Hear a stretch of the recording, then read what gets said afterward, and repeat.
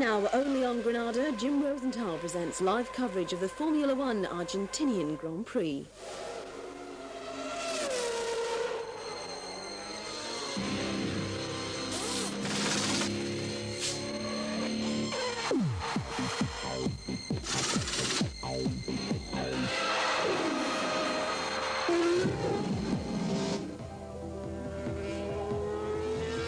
It's a country that gave us 70s superstar Carlos Reutemann, the driving Pampas bull, Beppe Gonzalez, and 5 times world champion, the legendary Juan Manuel Fangio, for many still the greatest ever.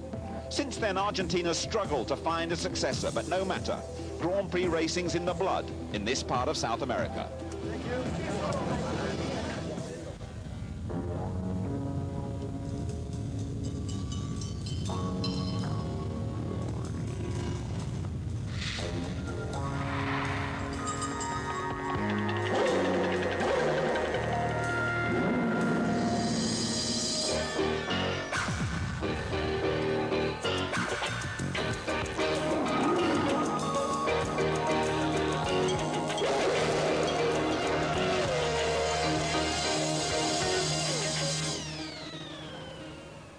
So you've been to the show, you've heard the music, now you've even seen the film. Well, this is the track that Juan Perón built in 1952, a monument to motor racing. And it's our stage for the 600th Grand Prix of the modern era.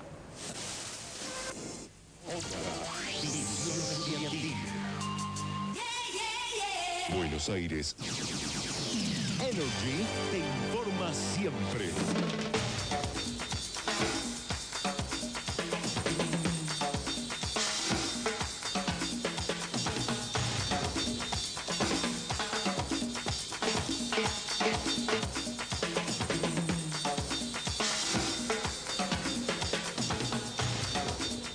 And welcome to the Buenos Aires Autodrome. The Grand Prix is due off in just under half an hour's time. It's a hot day again today. We're up into the 80s.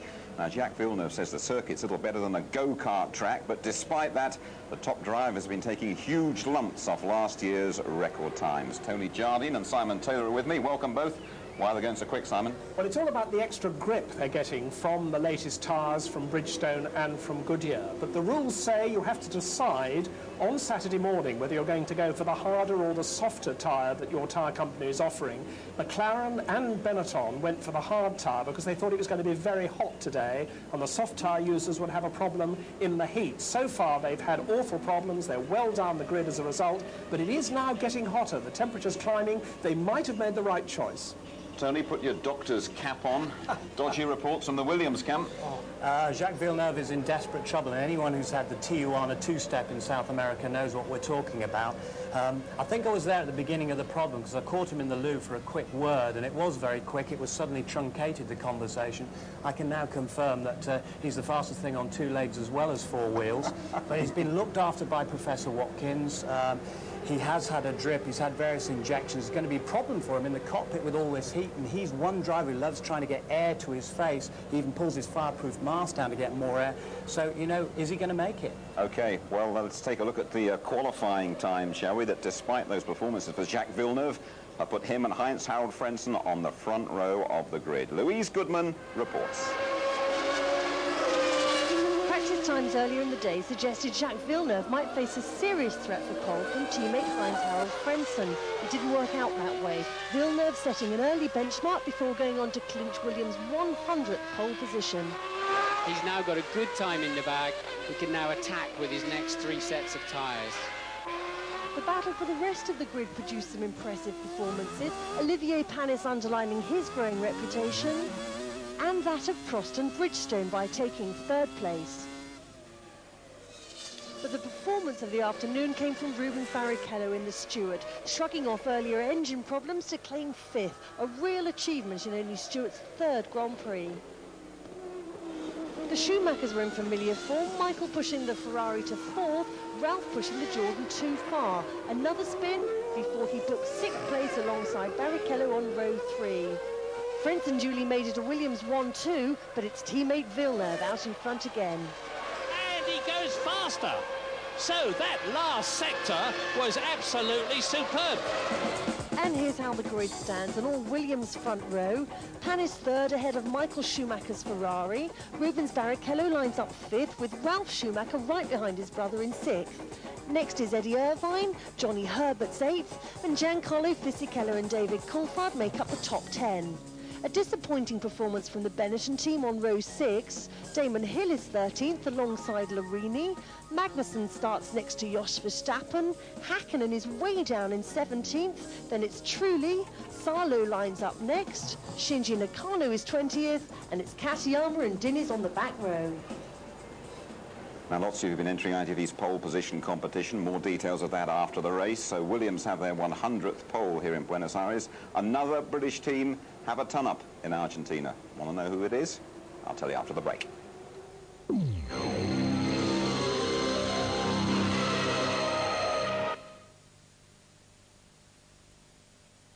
The summer wind. Hello again, you're watching ITV's coverage of the Argentinian Grand Prix. We are live from Buenos Aires, so 72 laps, just over 2.5 miles each. Your commentators will be Murray Walker and Martin Brundle, and they're all in position, ready to go. Thanks, Jim.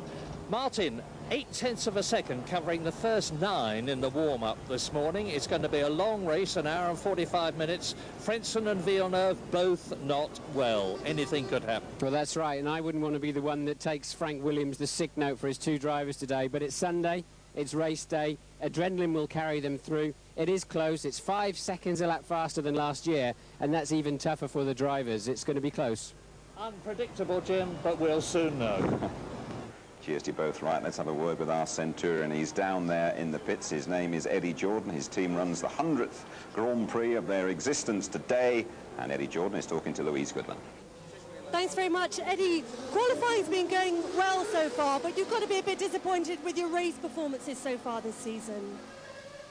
Yeah, somewhat. I am disappointed, but as you say, that it has been improving steadily, and we've got 2 absolute novices as drivers, although wonderfully talented. And both of them obviously never been racing out here before, and so you have to give them some credit for that. I can see the performances increasing, and I'm happy, really. You've been very strong this weekend so far, haven't you?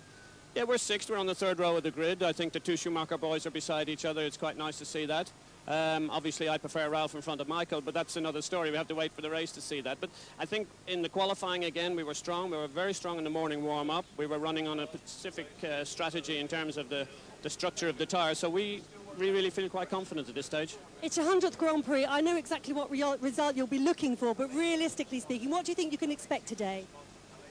Well, it's a funny race here. We finished 4th here last year, and it's not till the very end. There's obviously a race of attrition normally, and with the weather now being very hot, there could be a number of failures. I'm not saying I want the people in front to fall out of the race, but, you know, I could do with a good result to celebrate my 100th race. Yeah, it'd be great. Thanks, Eddie. Back to you in the studio. Cheers, Louise. Thank you, EJ. One of the great characters, a special feature on the Jordan team in our highlight show at midnight, by the way. Rubens Barrichello, goodness me, he's done really well here for the Stewart 4 team. Simon, tell a little word on the Jordans and EJ.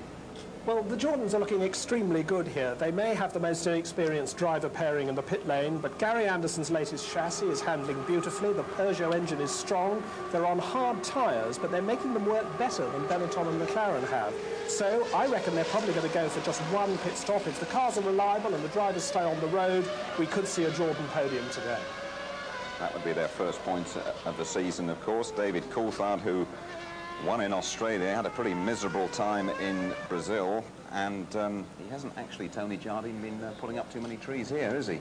No, he hasn't. He's very disappointed. He came here, his first aim was to out-qualify his teammate Mika Hakkinen, which he's done. But McLaren are having tremendous problems putting the power down at the back end.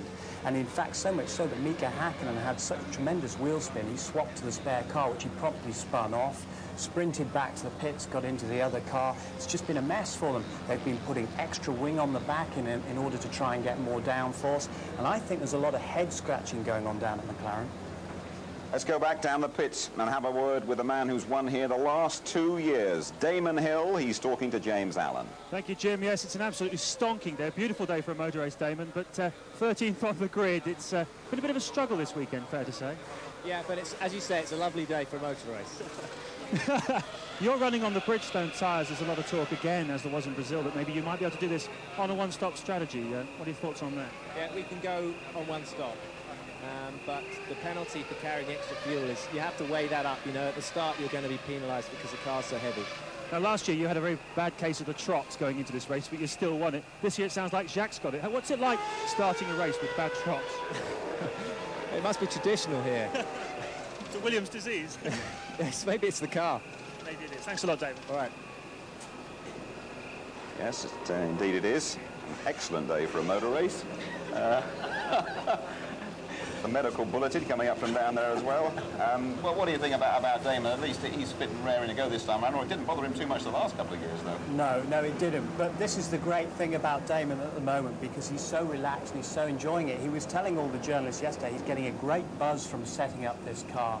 He's getting a great buzz from the challenge of it. He said, I'm feeling the car through the pedals, feeling it through the steering wheel, feeling it through the seat of my pants.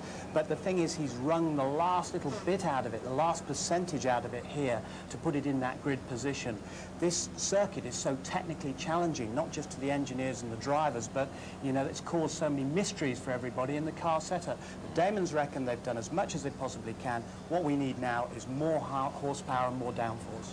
Back home, Simon, of course, millions of people are following Damon Hill's every move this season, and we've already in the first few races detected a steady improvement. Well, there's no doubt about that. Remember, there was that ghastly start in Melbourne when Damon's car didn't even complete the warm-up lap. Then that wonderful drive 2 weeks ago in Brazil, which really raised the morale of the whole team, with Damon Hill running up in the top 4 at one stage, using those Bridgestone tyres to their best. So it's starting to come good for Damon. And I tell you what, it's starting to come good as well for the Stewart's team. Let's go down to the pits where Louise is talking to Jackie Stewart and the driver, Rubens Barrichello. Jackie Stewart, Stewart Grand Prix has come a very long way in a very short space of time, 5th on the grid, and it's only your 3rd Grand Prix. Well, we're very pleased. The team have worked so hard to get into this situation. We really had a tremendous practice in qualifying. We're more than pleased. Rubens, you're the man who scored that 5th place. You must have been very happy with it. I'm not just proud for me, but for the whole team, because it was a great job. And, you know, we had some little problems in qualifying. So to score, you know, 5th place in qualifying, you know, it's so close to the front. It's great. On our just 3rd race, it's great. You seem to have settled into your new team very quickly. Well, they're giving me a lot of support, and I'm feeling as my family, so it's really good. Jackie, one last question to you. Give us your prediction. Where are you going to finish today? If we finish, that will be in itself a major achievement. None of our cars have done ever a full race distance, not even in testing. So this, for reliability, is we're new territory that we've never seen before. We would like at least one car to finish, and if it finished in the top 10, it would be fantastic. Well, best of luck to you. Back to the studio. Thanks, Louise. So, Simon, the top 10 will do them fine. There's a real admiration down that pit lane for the way the Stewart team are carrying out their work this year. Very much so, and Jackie Stewart is relishing his task as a team owner. It seems that ex-world champions really like running Formula One teams. Alain Prost doing wonderfully well, of course, with the ex-Ligier team. But Jackie put his finger on it there. The real problem for Stewart is not speed. 5th on the grid is a tremendous effort, very, very good use of the Bridgestone tyres. The problem is reliability. They haven't finished a race yet this year. If they can finish this afternoon, that will be the next rung on the ladder for that young Formula One team. OK, well, Alain Prost's team is going pretty well too. Olivier Panis with those Bridgestone tyres. Goodness me, what an impression he's made here in qualifying. He's down there chatting to James. Olivier, everyone's saying Bridgestone tyres, Bridgestone tyres. Surely it's Olivier Panis that's making the difference. It's very good.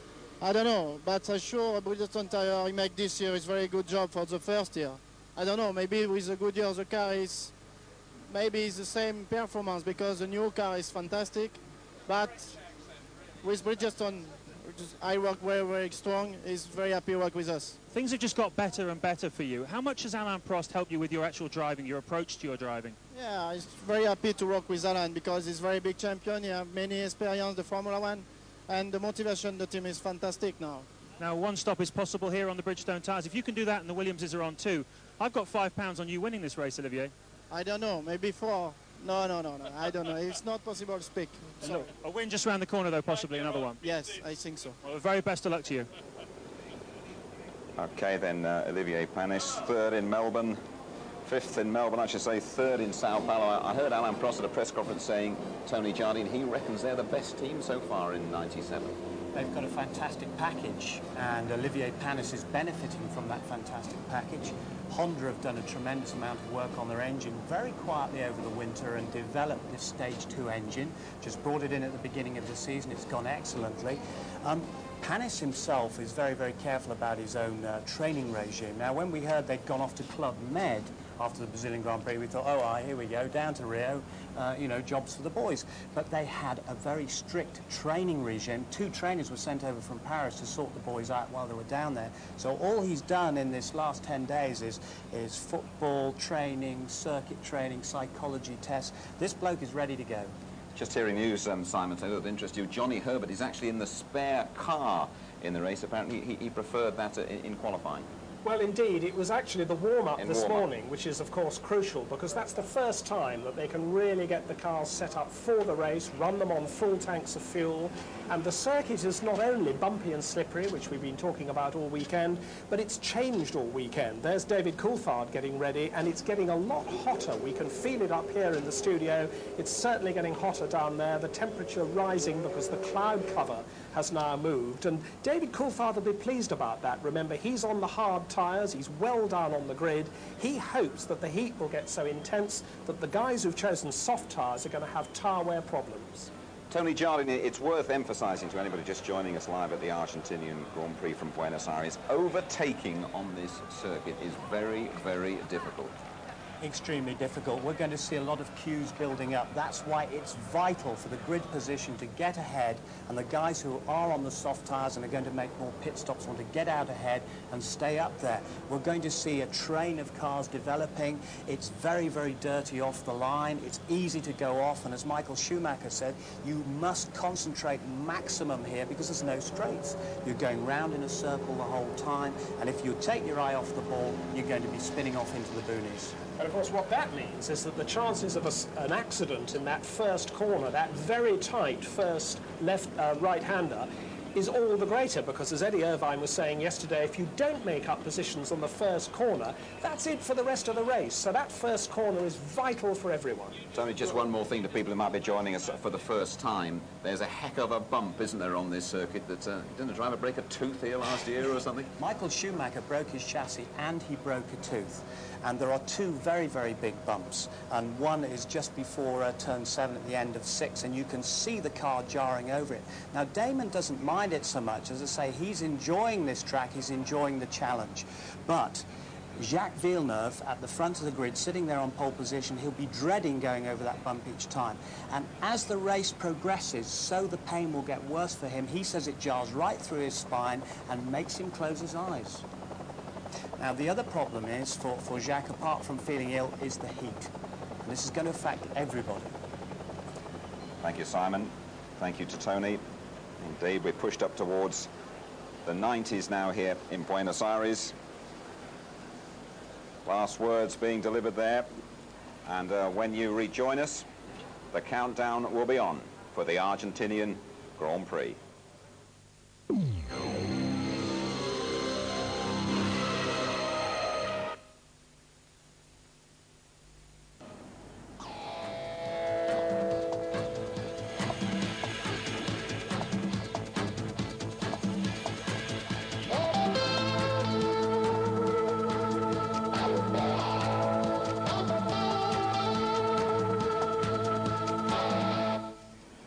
It's a scorching day in Buenos Aires for the Argentinian Grand Prix. Enjoy the race on ITV with James Allen and Louise Goodman in the pits, and commentators Martin Brundle and Murray Walker. A very fine Argentinian afternoon to you from sunny Buenos Aires, where the temperature has been rising steadily and is now 28 degrees with a track temperature of 33 degrees. Some people down there are going to be happy about that, others are not. The ones that are going to be happy are the McLaren team, the Benetton team and the Jordan team, because they are running on hard compound Goodyear tyres. The Bridgestone runners up front are going to be very happy about it too. Olivier Panis starting third on the grid. Rubens Barrichello, a magnificent fifth in the Stewart Ford. But others are not going to be so happy, because those who are on soft compound tyres will want the temperature to come down a bit. Strategy is going to be the name of the game in this 72-lap race, 190.5 miles on a track which is notoriously difficult to pass. We even hear that some drivers are likely to be stopping 3 times. A hot favourite for the race is Olivier Panis, starting third in the Prost Mugen. He, we believe, is going to be stopping just once. And bear this in mind and look at that grid, because there are some midfield chargers that we don't normally expect to be where they are. David Coulthard, the winner of the Australian Grand Prix, is starting 10th. Jean Alesi and Gerhard Berger, after an awful qualifying period, are starting down at 11th and 12th in their Benettons. Mika Hakkinen is starting 17th. Johnny Herbert is ahead of them in the Sauber in 5th place. Eddie Irvine in the Ferrari is in 7th place. But remember, Jacques Villeneuve is not at all well, and that is a masterpiece of understatement. Remember, too, that Damon Hill was not at all well after 3 days of problems when he won here last year. So, because Villeneuve is feeling a bit dodgy, doesn't mean to say that adrenaline will not conquer all. Heinz-Harald Frentzen has had a nasty attack of flu, but told me this morning he was feeling a lot better. But altogether, Martin, an unpredictable Argentine Grand Prix.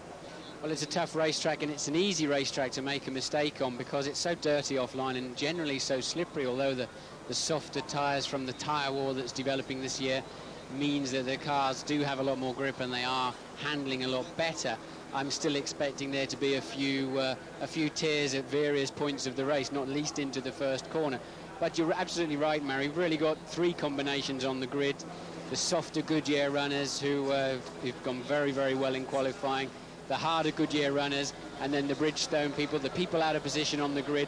We should see a lot of movement through the day. It's a full 5 degrees hotter than at any other time this weekend. I had a pet theory, and most of my engineers used to laugh at me, but Sunday, I used to say this so many times on a Sunday afternoon just before the Grand Prix, why is it always hotter on a Sunday? We're on the edge of a big city, and my pet theory was people are not in the traffic jams, they're not going to work, and I could guarantee it would be 3-4 degrees hotter on such a day. They laughed me out of the pits with that one, but it just seems to keep happening. And here we are, and the effect that has is the oils that are in the track and the rubbish that's in the track and the old rubber that's on the surface of the track is that bit hotter, that bit more liquid, that bit more slippery. The tyre compounds, which are so carefully chosen to work with the tarmac, with the surface itself, they run 5 degrees hotter also, and sometimes that tips them just over the top, and we'll see this afternoon what effect that will have. It is a flat track, hardly any gradient at all. There are 17 turns. I say again, it's difficult to pass. The first corner is a very tight right-hander where it's difficult to see the apex. Jacques Villeneuve was complaining about that yesterday and said he was expecting problems at the first corner. Well, we're used to that sort of thing happening at Monaco, and I remember that Jean Alesi in the Ferrari took a lot of people off after the start of one of the past Argentinian Grand Prix, so let's hope it doesn't happen again. But on the left of your picture is Jacques Villeneuve in pole position as we start the formation lap. And we've got one car stalled on the grid. Is that Frentzen? And he's away now. Now he will be allowed to make up that position. He didn't drop to the back of the field. He will be able to feed his way through. It's a bit of a grey area. If the field passes you, you must stay at the back. The field did not pass him, and I believe he will be able to rejoin his original grid position as they're making their way carefully around the warm-up lap. But will he know that, Martin? You're on top of the rules. Is Frentzen going to know that? Well, yes, he does. Yes, yeah, he does, all right. Yeah. He passes Schumacher. And the reason they have that regulation is you'll see the cars snaking around trying to warm their tyres up, and if a car is feeding his way through the grid, it can cause an accident. When you're on a warm-up lap, you do not expect to be overtaken, and you're not looking out for it. But, of course, he didn't drop fully to the back, so very rightly so, he's making his way through. A bit of an irony for Michael Schumacher, who got badly penalised at the British Grand Prix for passing after he had started from the grid in pole position and dropped back, and he retook his position and got the black flag for it. That's right, he was second on the grid. He overtook Damon Hill on the warm-up lap and got penalised for that. Some of the cars will snake around. There he is making up another place. Some of the cars snake around. It's a bit of a waste of time. You cannot warm your tyres up with any effect whatsoever. You need a lot of speed and a lot of downforce to do that. That's Magnussen in the Stuart Ford that Frentzen has just gone past. So that leaves just now Michael Schumacher and Olivier Panis in the blue Prost. Yes, and Frentzen's just about to take Schumacher there. Now he's made his way back to his position. And in the warm-up this morning, those starting on the left were taking the left-hand side of the pit straight to clean their grid slots. So Schumacher's coming across very late to try to keep his tyres as clean as possible. Right, well, that will have got Frentzen's adrenaline going. Villeneuve on the left in pole position. On the right in the front is Heinz-Harald Frentzen. Behind Villeneuve is Olivier Panis. And behind Frentzen is Michael Schumacher in the Scarlet Ferrari.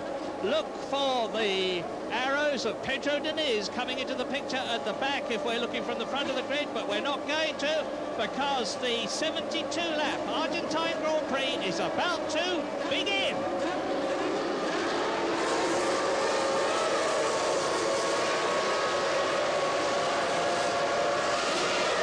And away goes Villeneuve, a very, very long hold. Remember, this first corner is the challenge.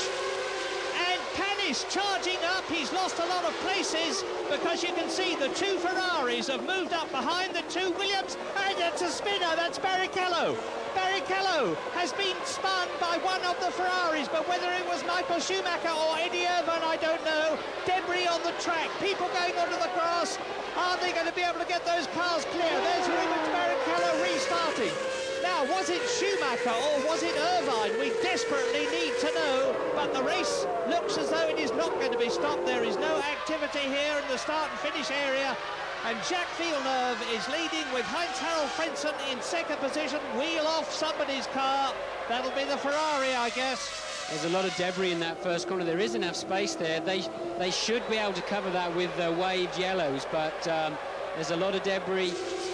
I think they'll cover it with waved yellows, but it's clearly Schumacher. Barrichello obviously got ahead of him on the start. Yeah, Schumacher. So the safety car is coming out. Now, this is the first time in the history of Formula One that the safety car has come out as early as this. What is the safety car? Well, there is the answer. It is a touring car, and now as they remove the broken McLaren with the wheel missing, I'm sorry I didn't spot whether it was Mika Hakkinen or David Coulthard, but we'll let you know as soon as possible. Meantime, out goes Michael Schumacher. There is a wing from the Stuart, and this is really throwing the race wide open. But Jacques Villeneuve will not be unhappy about his situation. I mean, they're actually waving a red flag there, which is contrary to our information. They should be waving a white flag and a yellow flag, not a red flag. Now, let's try and pick up... No, they've obviously changed their mind and decided to red flag the race. So, I mean, there's either some confusion here in the steward's office, or the marshals are not understanding their instructions. Well, we're looking back from the safety car now, and you can see Jacques Villeneuve, followed by Heinz-Harald Frentzen. Olivier Panis is third. Behind Panis is in fourth position Eddie Irvine. Fifth in the yellow car, which you'll see in a moment, is Giancarlo Fisichella. And in sixth place is Damon Hill in the arrows, ahead of Johnny Herbert, with Ralf Schumacher eighth. Alesi is ninth. Now, the deal from now on is that the safety car, there is no red flag, and there are no red lights, so the race is not being stopped as they remove Schumacher's car. Schumacher's sprinting back to the pits. He saw the red flags. He thinks the race is going to be restarted. There was total confusion there between the instructions from race control and the marshals. And here we go, it's Schumacher just tipping Barrichello on his left rear, and then they're tangling amongst themselves, and then there was further carnage after that. In fact, there's going to be a lot of damage out there. Poor Rubens Barrichello, after qualifying 5th. There is a replay. Look, you see Schumacher drifts into the Stewart. Look at the Johnny Herbert behind in the Sauber. There's Damon Hill passing Herbert. And the McLaren hit Fisichella also, and that's where he lost his front left. That's Gerhard Berger running wide. So all sorts of changes that we didn't expect, obviously. But I say again, the safety car will keep them in order. They're not allowed to pass behind the safety car. They have to line up, and when the safety car lights go out on its roof, the drivers in the race will know that it is going to peel into the pit lane next time round as Michael Schumacher confidently but ill-advisedly runs in. Well, I think he's going to be pretty unhappy when he gets back. But Barrichello, we saw him drive away from the incident, and our pit crew tell us that he's had a new nose and a new front wing put on the car, and he's going to rejoin the race. I think he's going to just be a lap down. If I just caught him out of the corner of my eye leaving the pit lane, he may have got out. No, he's still in the pits, in fact, unless that's Magnussen. He may have got out ahead of the pace car, in which case he can cruise round to the back of the field and stay on the lead lap. Let's wait and see. Yeah, and the man that you see walking in, Michael Schumacher, of course, is 4th in the World Championship. This is terrible news for him, because he was only 2 points behind the joint leaders, Jacques Villeneuve and David Coulthard, when this race started. And it's Magnussen that's been in for a replacement nose on the Stewart. And you can tell from Michael Schumacher's stern marching body language that he's not at all happy with his situation, understandably. I think Barrichello may have just got out of the pits in front of the safety car. Unfortunately, Magnussen wasn't able to do so. But we need everybody in this race we can get, because I think there's a lot of damaged cars out there. Probably 5 or 6 cars that are going to have some kind of damage from that accident. And I think 2 or 3 of them are still on the racetrack, still running. Safety car still out there. Villeneuve, Frentzen, Panis, Irvine, Fisichella, Damon Hill. Magnussen is in 7th position, according to our information. No, he's not, because there's Johnny Herbert behind Damon Hill, and Ralf Schumacher is in 8th place. Now, look, there is the safety car. This is what happens. You can see that it's driving round, and they're in a situation now which is a bad one, actually, because they are running much slower than they normally do, so their tyres will lose temperature and therefore grip, although the fact that the temperature here on the track is some 33 degrees will be very helpful. But as I say, when that flashing light on top of the safety car goes out and it goes into the pit lane, the race restarts. Yeah, and that safety car's tarting around. It's just going way too slowly. Even in first gear, these cars cannot go slow enough to stay behind that Mercedes. And in any event, the guy has not got that. He should have it on his door handles going around there to go as fast as... Look, Villeneuve's making himself some space to try to accelerate and keep his tyre temperatures up as much as he can. Now they'll all follow suit, but their tyre temperatures will go down, their tyre pressures will drop by 2 or 3 psi now, and it's going to be a problem when they restart. And Heinz-Harald Frentzen is trying to make sure that Villeneuve does not break away when the race restarts, which it has not yet done. He's tucked up under the wing of Villeneuve. Yes, the race won't restart.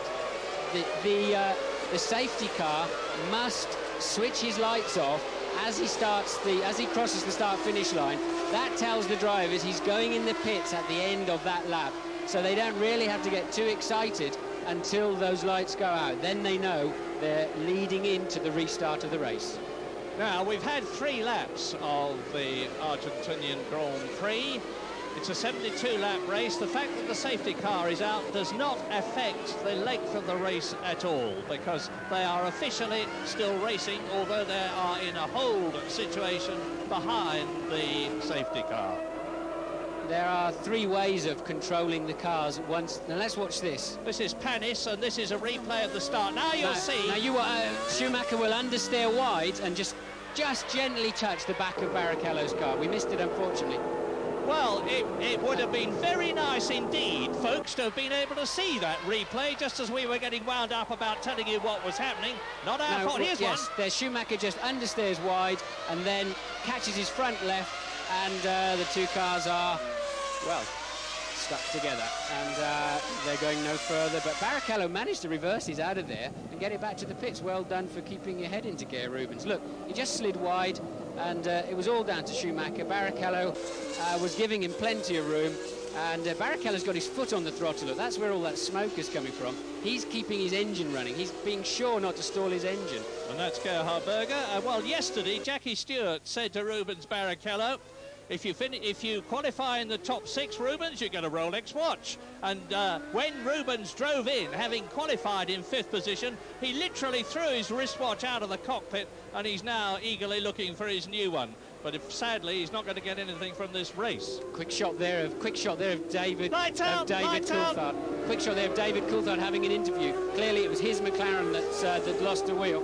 So now the safety car is going to peel off into the pit lane this time.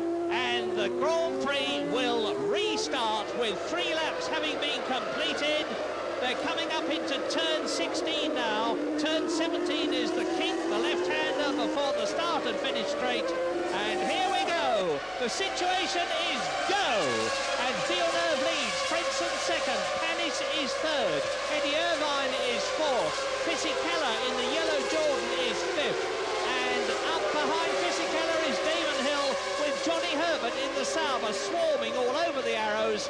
And remember, Jacques Villeneuve is a sick man, but as I said earlier on, adrenaline can and probably will conquer all. He's looking to put clear space between himself and Frentzen, but Frentzen has got Olivier Panis underneath his rear wing on parts of the course. Damon Hill stays ahead of Herbert. Behind Herbert is Ralf Schumacher, and the remaining in the top 10 are Jean Alesi 9th, and Pedro Diniz in the second arrows, who, like Hill, made up spaces, is in 10th position. That's good news for the arrows team. Yes, Diniz made a full 10 places in that melee and did extremely well. Just to finish off what I was saying, there are 3 ways of controlling that incident. Either they do double wave yellow to tell the drivers to slow down with that first corner incident between Schumacher and Barrichello, or they put out the safety car, or they red flag the race. They chose the safety car. Yeah, and Panis is pushing Frentzen very hard indeed. Olivier Panis is wanting Jacques Villeneuve not to get away. Now, we think Panis is on a 1-stop strategy. We think Villeneuve is on a 2-stop strategy. And therefore, Jacques Villeneuve needs to stretch time and distance between himself and the Prix in order to prevent Panis from getting an advantage from his 1-stop strategy. So there is Panis. He's got to get past Frentzen. That is Eddie Irvine well up in the Ferrari. And now Ralf Schumacher is starting to challenge Johnny Herbert. Ralf Schumacher is 8th. So Frentzen, Panis is 3rd. And look now at the end of the 5th lap, and we're on lap 6 now. That's the Williams. And Panis goes straight past the Williams of Heinz-Harald Frentzen. He's up into 6th position. Frentzen is out of the Grand Prix. So once again, Heinz-Harald Frentzen's bad luck bogey has struck. He really does have the most appalling luck. That happened to him this morning in the warm-up. His car failed on the outlap. It was a fuel hose union. And apparently the same car. It was a fuel union onto the back of the monocoque to connect the engine to the fuel tank, and could be the same again. Okay, now listen to this. The gap between Villeneuve and Panis was 2.3 seconds at the end of lap 5. We're with Heinz-Harald Frentzen, who must be absolutely heartbroken. And Louise Goodman is with David Coulthard. What happened, Louise? David, you're back down in the garage sooner than we expected to see you. Yeah, I thought there may be trouble at the first corner, but I was hoping that it wouldn't involve me. But I think as a chain reaction of Michael and Rubens, one of the Jordans had to move. And unfortunately, I was in that place, so I lost my front wheel. Is that taking this thing out of your World Championship push? I didn't hear your question, so I'll say that... actually, I didn't hear the question. I was just saying that's the second race after winning the first race. That's 2 races in a row when you've not scored more points. Does that take the sting out of your World Championship push to have that happen so early in the season?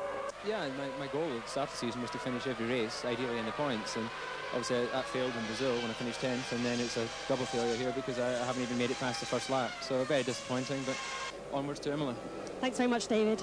The Argentinian Grand Prix as Heinz-Harald Frentzen broken-heartedly walks in after a terrible weekend, and he has still to score World Championship points, and this is the 3rd race. But the race up front, as you look at Eddie Irvine now in 3rd position, is between Villeneuve and Panis is the fastest man on the track. He's gone round half a second quicker than Jacques Villeneuve. He's going to get the French-Canadian under pressure as much as he possibly can. Remember, different tyre strategies. Remember, Villeneuve is not well. Yes, Panis tried both 1-stop and 2-stop fuel this morning. And I just wonder if Alan Prost has elected to do a 2-stop strategy and take the race to the Williams, because I believe their car is fast enough to win this race on merit without having to plod around on a 1-stop. Or if he is 1-stopping and he's carrying that kind of speed, he's looking extremely strong. And we're riding now with Giancarlo, or is it Schumacher? No, it's Schumacher passing Damon Hill. Ralf Schumacher passes Damon Hill and moves up into 5th place. Lap 8 at Buenos Aires, race order. Jacques Villeneuve leads Olivier Panis. And that's the Williams versus the Prost. 3rd position, Eddie Irvine, Ferrari. 4th place, Fisichella in the Jordan. 5th position now, Ralf Schumacher, who's pushed Damon Hill down to 6th place. There's the race leader, there is Panis. That is Eddie Irvine in 3rd place. And you can see that Irvine is being caught by Fisichella. He's being caught at the rate of about 0.2 of a second a lap at the present moment. And in 7th position is Johnny Herbert. Now, Rubens Barrichello is in the race. He's not only in the race, he's really flying. He was 20th, he's now 15th, and he's catching Gerhard Berger's Benetton, which is in 4th place. Here is the battle between Eddie Irvine and Fisichella. And here is the battle, and it is a battle, no mistake about it. Villeneuve is being caught by Olivier Panis. Yeah, well, Panis is taking 0.3 of a second on the last lap, and really looking extremely strong. Another team who looked very, very strong this afternoon already are the two Jordans in 4th and 5th place. We know they're on the hard tyres. They may be trying to go 1-stop with a view to 2-stopping if the tyres go away from them. So I think they're also looking extremely strong. Panis, the 2 Jordans, Villeneuve's got it all to do this afternoon. It doesn't look like it's going to be a walk in the park today. And we already have a new lap record. It's been broken by some 0.4 of a second on lap 8 by Olivier Panis. And it's really great to be talking about Panis, about the Prost, about the Mugen engine, about the Bridgestone tyres that they're using. We've seen Williams ruling the roost for so very long, and good luck to them. They deserve their success. But here is a new man making his mark. The man who won the Monaco Grand Prix in a Ligier, of course, last year. Olivier Panis, an enormous amount of race experience now, tremendous amount of race mileages, because the one thing that the Ligier always was reliable, and Panis racked up the miles and a lot of 7th places out of the World Championship points, but now he's going for broke and victory. I was in the gym with Olivier last night, and that's just how hard he's working at the moment. Even the night before the race, he's in the gymnasium. And I said to him, how does the car feel? He said, Martin, it's absolutely fantastic. It does everything I want it to do. I really love driving it. I said, but the pace of this race is going to take it out of you. And he said, no, I'm fit. I'm ready to go. It's no problem for me. So Panis has a lot of confidence behind that steering wheel. Well, I don't know what sort of an effect medically adrenaline has, but Jacques Villeneuve is going to need all of it. We're on lap 10 at the moment. There's still 62 laps to go. This race is scheduled to last something like an hour and 3/4. There's going to be an enormous amount of pressure, both physical and psychological, on Jacques Villeneuve. But if anybody can stand it, he is the man who can. He won in Brazil. He's leading the World Championship. David Coulthard, of course, is out of this race, as is Michael Schumacher, as is Heinz-Harald Frentzen. So we've already lost 3 of the top runners from the 22 who started. and Nakano, the Japanese driver in the other Prost, is 19th and last at the present moment, and the race order on lap 10. As you watch Villeneuve leading Panis, they are now some 10 seconds ahead of Eddie Irvine, who is 1.5 seconds ahead of Fisichella Jordan. The other Jordan of Ralf Schumacher is 5th and catching Fisichella. 6th is Johnny Herbert, 7th is Damon Hill, 8th, 9th, 10th are Alesi, Diniz and Verstappen. So Jacques Villeneuve sees the Prost big in his mirrors. He's going to be trying, of course, desperately to keep it there for the rest of this race. But it's Villeneuve, Panis, Irvine, Fisichella, Schumacher and Herbert.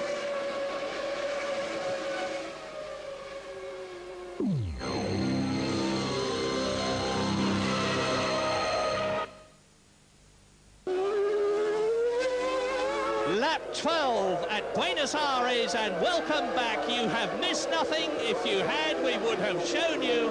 The situation now is as it was when you left. There it is. Jacques Villeneuve leads Olivier Panis, but we think that Villeneuve is on a two-stop strategy. We think that Panis is on a one-stop strategy.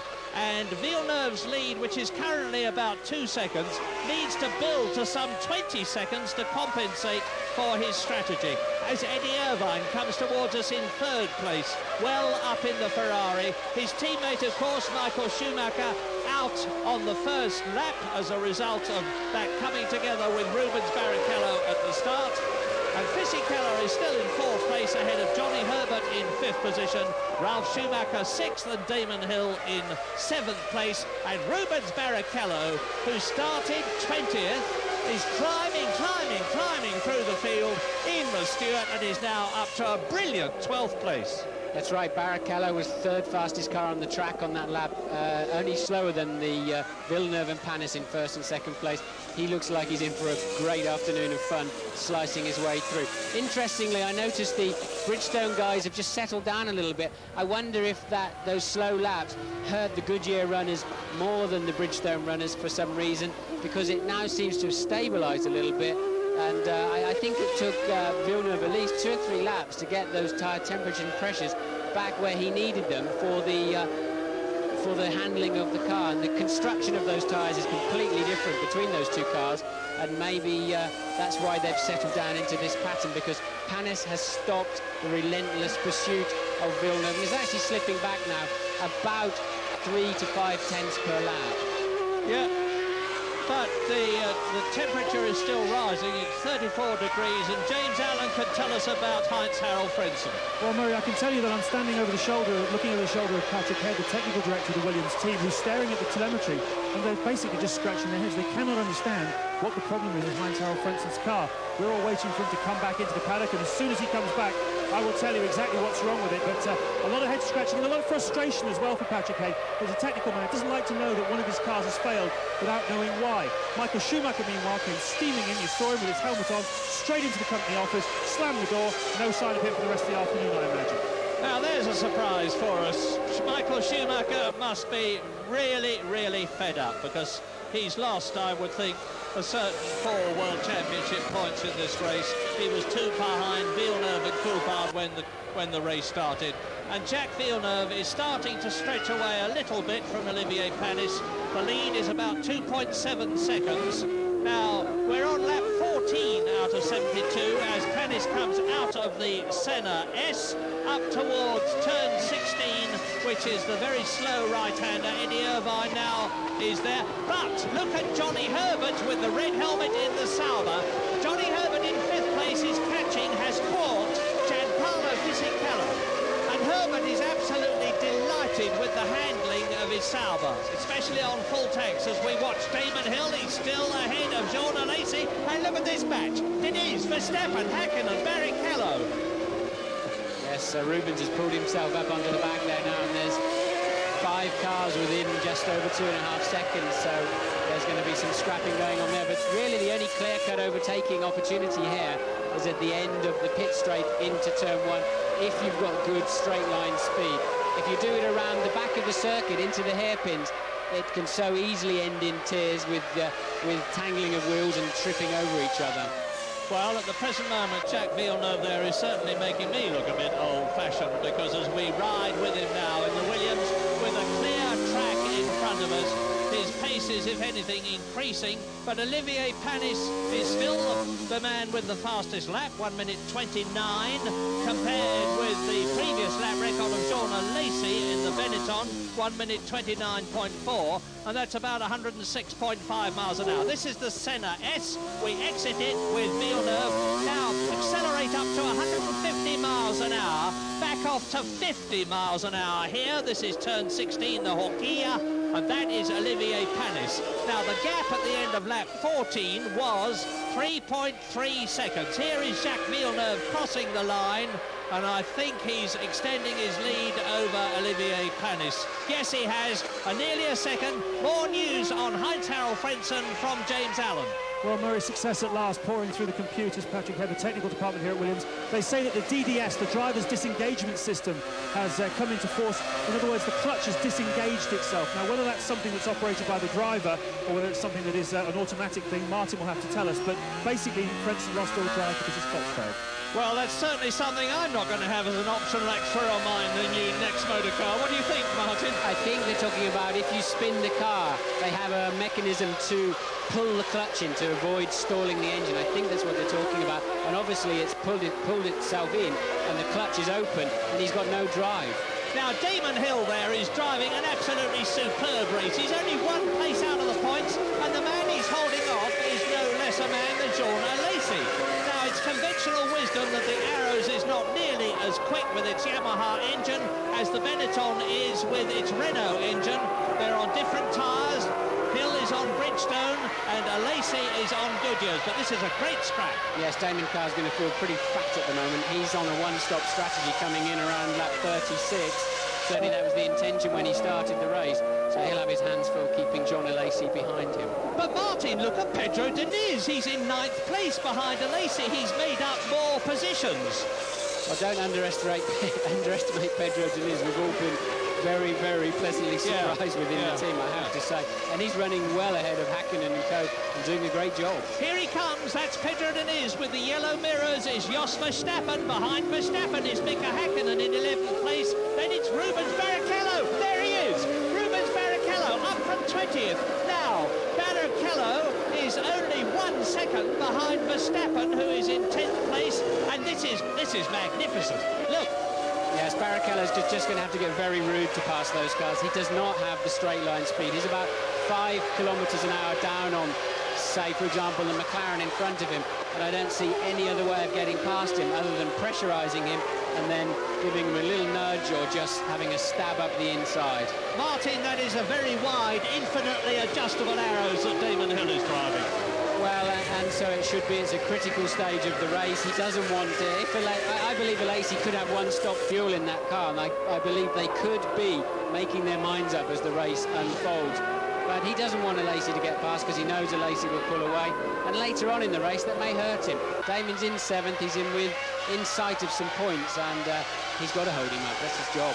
Words of praise for Verstappen there, who is following Pedro Diniz as we watch Alesi pressing Damon Hill, because Jos Verstappen in the Tyrrell, which has not shone this season in Australia and Brazil, that's the car with the high-mounted wings with the yellow flashes. There is Mika Hakkinen, and behind Mika Hakkinen is Rubens Barrichello, still looking for his opportunity to pass.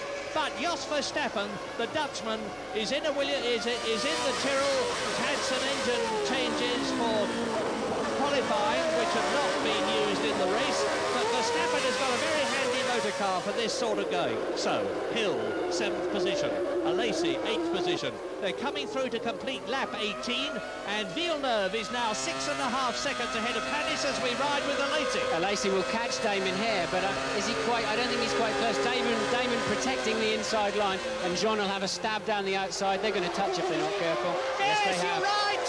Alesi's done it again, and Damon goes off, and past Damon goes Diniz, Verstappen, Hakkinen, Barrichello, and Verstappen now is pushing Pedro Diniz, who's moved up 2 places. So Pedro Diniz is now in 7th position, but I didn't see whether Damon rejoined. Did you? Yes, he did. Damon rejoined. That was Jean having a stab down the outside and saying, look, I've got the line, I'm coming in. He does that too much, I have to say. Damon had nowhere to go, and they were going to touch. Damon either had to give the corner up to Lacey's determination and slight arrogance there, I have to say, because he wasn't far enough ahead to say, that is my corner, move over, chap. Well, both Hill and Lacey have rejoined, and you're looking at Rubens Barrichello now. Rubens Barrichello chasing Verstappen and chasing Hakkinen. There is the Brazilian, Barrichello. There is the Finnish driver, Mika Hakkinen. We're riding with him now, and Mika Hakkinen has got Jos Verstappen's Tyrrell in front of him on lap 19 out of 72, and Jos Verstappen in the white Tyrrell has got Pedro Deniz's arrows in front of him. And hats off to Pedro, he is doing a great job. There he is. Yes, he's up to 7th place now and under some pressure, so we'll see how he copes with that pressure. Yeah. Hakkinen's struggling, as he has been all weekend. Yeah, Martin, but Barrichello at the back is being caught by Damon Hill, and Damon Hill has got Lacey behind him again. Here's a replay. Yes, and he's saying, OK, it's my corner, I'm coming over whether you like it or not, and Damon says, not that easy, I'm not having that, and that's it. But unfortunately, there was just enough momentum to tip Damon around the pendulum effect. The engine tried to overtake him. It was such a gentle touch, but it was enough. Look at that. That is the Williams pit crew waiting to bring Villeneuve in. It's not Frentzen, of course, because Frentzen is long gone out of this race 12 laps ago, in fact. And Jacques Villeneuve has got a lead now of some 7, and Olivier Panis retires, and that removes all the pressure from Jacques Villeneuve, because Eddie Irvine is some 19 seconds behind the French-Canadian. Bitter goal for poor Olivier, who drove so brilliantly in qualifying to take 3rd place on the grid, to harry Jacques Villeneuve, to look good with a different strategy to the French-Canadian. But Villeneuve now, I think, has only got his physical condition between him and a 2nd victory out of 3 races in 1997. I think the Williams are preparing to come in. They would suggest initially a 3-stop strategy. I think they'll still stick to a 2. They're just stopping early for this first set. I mean, if you split the race into 4 sections, that's 4 lots of 18 laps, and that's Panis just pulling off on the back straight. Clearly some kind of mechanical problem. It's not a big engine problem or anything like that. It's going to be a fuel or most likely an engine problem, but an electrical problem, I should say. Well, Panis finished in 5th position in Australia. He finished in 3rd place in Brazil, and now he dejectedly gets out of the Prost. If the progression had been maintained, he would have been 1st here in Argentina, but it was not to be. It looks as though it might well be to be for that man, Jacques Villeneuve, now 19 seconds ahead of Eddie Irvine. They may well stretch this now for Villeneuve, now that Panis has dropped out. This is the sign of a great team. This team is used to winning championships and races. They can think on their feet. They've not uncovered those tyres. They're ready for the pit stop. In fact, they're out way early. They're not supposed to come out into the pit lane until they're absolutely ready to make that change. But I suspect they've just stretched this first stint to be... there's no reason now to stop early for Villeneuve. Well, this is almost literally a country-mile lead as we watch Eddie Irvine. The highest he has finished in a race is 3rd position. And you're looking now at Johnny Herbert in the red helmet pushing Fisichella. Fisichella in 3rd place in the yellow Jordan, and the race order on lap 21 at Buenos Aires is Villeneuve leading Irvine by nearly 20 seconds. Fisichella 3rd, just ahead of Johnny Herbert, with Ralf Schumacher storming along behind them, but not catching either of them, which will not please Schumacher at all, because there is an intense rivalry between Schumacher, the German, and Fisichella, the Italian, as Olivier Panis watches the racing. And the tyre covers are now, I can tell you, off the Williams tyres and wheels for Villeneuve's car. That's Johnny Herbert, and he's on lap 21. And through goes Lacey. Lacey's got past Damon Hill, retakes him again. Great stuff, Damon. Lacey went so deep on the brakes on the dirty side of the track, and Damon just held his time. James Allen, come in. Jacques Villeneuve comes in. I'm trying to see his eyes to see how he looks. incredible pressure on the man, feeling so ill. I spoke to him this morning. He said, I feel like death today. And he's driving at 7.5 seconds for Jacques Villeneuve. The Williams crew, I have to say, looking very relaxed. Patrick Head has got the answer now what happened to Frentzen. He's concentrating now on focusing on winning this race. Look at this, look at this. This is Villeneuve rejoining with new tyres, and that's Eddie Irvine who's caught him as Johnny Herbert comes into the pits. So, Johnny Herbert in the Sauber, and you'll be pleased to notice that we've got this time our pit stop time. It's a good stop, 7.3, an important stop there. The Sauber team need to get Johnny Herbert ahead of the Jordan on the track, because I believe he's actually faster than Fisichella, and they need to use their strategy to give him track position. They'll be quite pleased with that stop. We'll have to see how Fisichella's go. How good is Fisichella on his in-lap? How good can Jordan do him to stop? And can they get him back out on the track in front of Herbert? We're on lap 22 now, which is just under third distance, and Ferrari are ready for Eddie Irvine, which of course will break up the pattern here. Pettis has stopped, we don't know the reason why, and out of the pits comes Rubens Barrichello, who has stopped and was up to 8th position. Now this is a man to watch. His feelings are running high. He will have been very distressed by what happened at the start. The Stewart was in superb condition, and it still is, obviously, because Rubens Barrichello is only 1/10 of a second behind Jos Verstappen when he came in.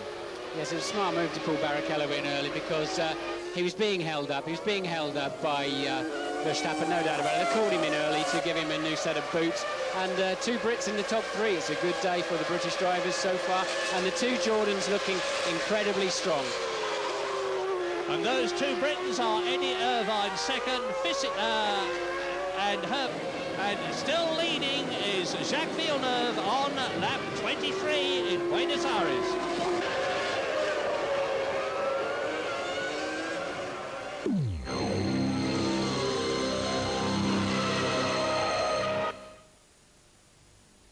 Here's Simon Taylor. Yes, Villeneuve made an early stop, came out having made his first routine stop, still holding the lead, but then Eddie Irvine coming just about 1 second, running just about a second behind Villeneuve, but of course he still had a stop to make.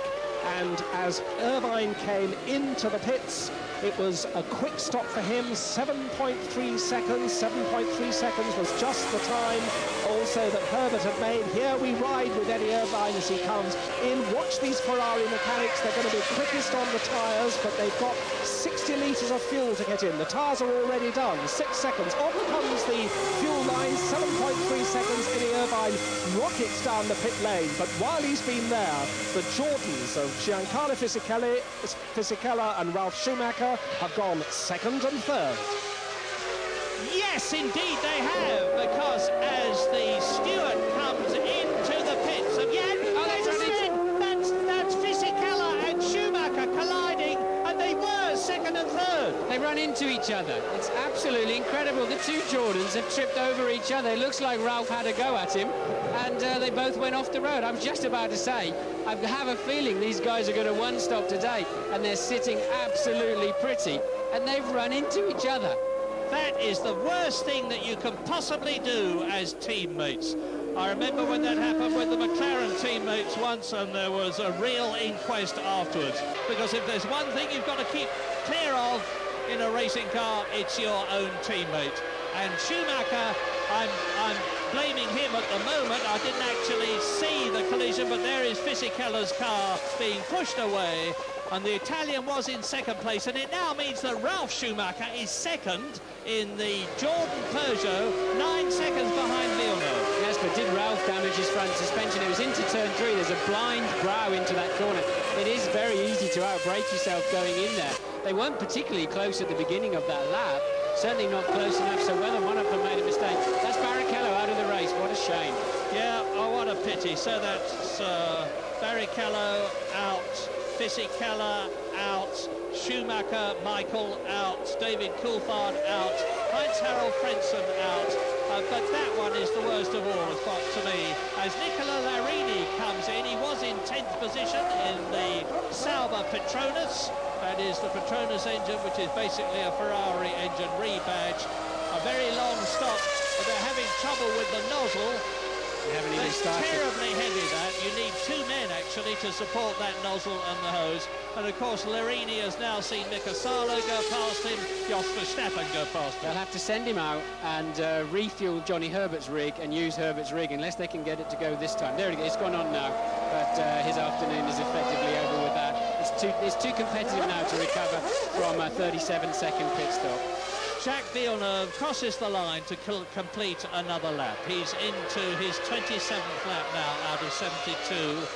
He's some 10 seconds ahead of Ralf Schumacher that we're riding with as he goes into turn 1. I can't see any damage to Schumacher's car. I assume they must have touched wheel to wheel, or maybe even Fisichella just lost it by himself and Shui had to avoid him. We'll have to wait to see a replay, hopefully. I don't see any damage there at all, and Schumacher's now recovered to his original lap time, so he looks like he's on his way, but there's going to be some explaining to do back at the Jordan pits. Yeah, a lot of people are probably saying, why are you blaming Ralf Schumacher when you didn't see the accident? My answer is that one of the Jordan people said to me yesterday, Ralf Schumacher goes absolutely ballistic if he ever sees Fisichella in front of him in times or on the track, and I'm assuming he went ballistic there. Maybe he didn't, but anyway, he's in second place and he is catching Villeneuve. He's catching Villeneuve. It's only 8.6 seconds. And the other thing is, we believe this car is on a one-stop strategy. We believe they're going to go through to something around lap 36 and use their harder tyres this afternoon, so his pace is incredible. If they didn't run into each other, they fell off in sympathy, that's for sure. This man is 21 years old. He's the younger brother of double world champion Michael Schumacher. He's a gigantically talented young driver. Eddie Jordan appointed him to the team last year as a calculated gamble because of his potential. And Gary Anderson, the designer of the Jordan team, has produced a brilliant chassis, and the Peugeot Power, which is propelling it, is arguably the greatest of all from the V10 racing engines of today. Yeah, he nearly lost it there on the way in. The bump caught him out on the way in, and Jolly nearly lost it back. James is in the pits with some more news. Yes, Martin, some long faces down, as you can imagine, at the cross team. They find out what happened now. The engine stopped, so Panis just forced to just park it up. And I spoke to one of the team members. He said it was a real tough break today. We think we could have won this race because we were on a 2-stopper and Villeneuve on a 3. We reckon on the computer says we would have been ahead at the end of this race. So a bad break all round. Ralf Schumacher, that you're looking at, had an enormous number of spins in the free practice periods and qualifying, finding the limits of the Jordan, but he needs to keep a cool head on his shoulders now. He's got the gap down to 6.75 seconds as Mika Salo brings the Tyrrell in from 10th position. Now, lap 27, here is the order. Villeneuve is leading by 6.7 seconds. Salo has stalled. Now, they're taking the gurney flap off the back wing there. I don't see the point in holding a car up for that. I really don't, not to have that kind of muddle. Here we go. Yes, he's gone up the inside of him. Fisichella had no idea he was there. Sorry, Ralf, you should not have been doing that. No way you should have been putting your car in that position, even for yourself, let alone your teammate. So he did go ballistic. Villeneuve leading by 6.7 seconds. And he's ahead of Larini. That's Villeneuve in the Williams. There is Larini. Look back. That's Ralf Schumacher in the yellow Jordan in second place. Jordan have yet to win a Grand Prix. The conventional wisdom is that they've got to do very, very well in Grand Prix racing by the Canadian Grand Prix in June to retain the Peugeot engine next year, because Alain Prost's team is going to be using it definitely. And now the gap is down to 5.8 seconds, and it was 9 seconds between Schumacher and Villeneuve. Race order: Villeneuve leads, Schumacher second, Irvine is third and well back, 15 seconds. Johnny Herbert is fourth, Mika Hakkinen is up to fifth, Jordan Lacey is sixth, and is seventh, Berger is eighth, Hill is ninth, and Verstappen is 10th. Yes, I think Villeneuve's in amongst some back markers, which is not helping his progress, but somebody's going to be on his radio shortly saying, hurry up, chap, we've got a very fast Jordan out there, and it's on a one-stop strategy, and it's catching you up. So I'm expecting Villeneuve to get clear of that traffic. He's catching Nakano now, and then just be getting on with it, because Villeneuve's now in the same straight. This is Berger having a go at Diniz, up the inside, looks clean cut, nothing too dramatic there. And maybe Gerhard ran wide. I don't know. We lost it, unfortunately. Anyway, he's up to 7th position now by passing Pedro Diniz. The Arrow's doing very well, nevertheless, because Diniz is 8th and Damon Hill is in 9th position. Now, the people who have made stops, as you watch Schumacher going through, and I'll tell you what the gap has come down to, and they've now completed 30 laps. Villeneuve has stopped, and Schumacher, that you're looking at, hasn't, but we think he's probably on a one-stop strategy. Irvine has stopped in 3rd place. Herbert has stopped in 4th place. Mika Hakkinen is 5th and has not stopped. Jordan Lacey is 6th and has not stopped. And the gap is 5.5 seconds. Lacey's just achieved the fastest lap of the race, a new lap record, and Hakkinen in 5th place is flying, and he has done absolutely nothing all weekend. They're both on one-stop strategies, and they're coming through strong. They've suddenly sniffed a good result today, and they're getting on with it at last. Yeah, I'm just checking on the temperature now, because the temperature is now 35 degrees. I said earlier on, the hotter it got, the better the Benetton and McLaren and Jordan were going to like it, and the less Villeneuve on a two-stop strategy on soft tyres is going to like it. Nick Worth, the Benetton designer, said to me before this race began, we're on a calculated gamble, Murray. The hotter it gets, the better we're going to like it, and it is getting hotter. Well, we saw Lacey struggling very badly with this car through qualifying yesterday when the track was nowhere near as hot. But the car looks fine today. It looks like it's changing direction well.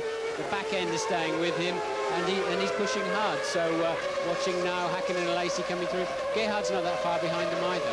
Now, Schumacher is now static behind Jacques Villeneuve. Villeneuve has maintained the gap on lap 31 at about 6 seconds. But Irvine is catching in 3rd position, Ralf Schumacher, who is 2nd. Herbert is catching Irvine, and Hakkinen is catching Herbert. And they are 3rd, 4th and 5th. And Jordan Lacey is catching all of them. This race has come alive. It hasn't exactly been out all race. But we're on lap 31 now, and it is developing beautifully. Well, another 1:29.0 for Lacey on that last flying lap, so he's really got the bit between his teeth. We haven't mentioned Eddie Irvine much. He's been minding his own business all afternoon, trotting along there in 3rd place, having already completed his pit stop. Remembering, of course, that Ralf Schumacher's stop, as he's on a one-stop strategy, they've got to get a lot of fuel in that car. His stop is going to be quite slow when he finally makes it around mid-distance. Now, Villeneuve is coming up to Nakano, the Japanese driver, who is in 15th place. And ahead of Nakano is Katayama. Now, they're both not top drivers, one honestly has to say. Are they going to be watching their mirrors? Are they going to be able to see Jacques Villeneuve? There he is coming up behind them.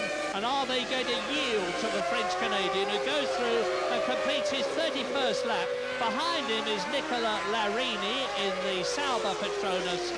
And on lap 32, Villeneuve leads Schumacher, who has once again started to catch Villeneuve, who's been held up in traffic. The gap is down to 5.7 seconds.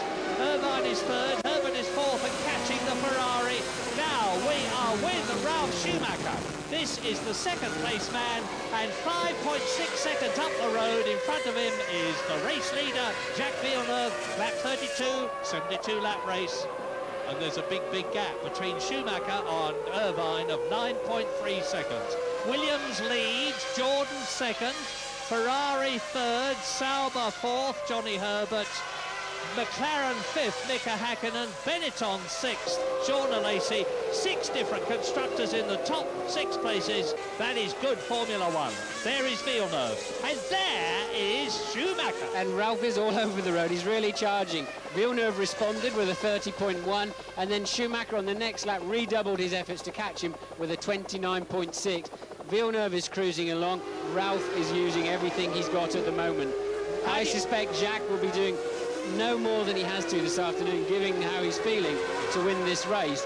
But he hadn't better underestimate this young guy if he doesn't fling himself off the road, because he's really pushing that car hard. So lap 32, Villeneuve, Schumacher, Irvine, Herbert, Hakkinen, Lacey, and we're only about half the way through the race.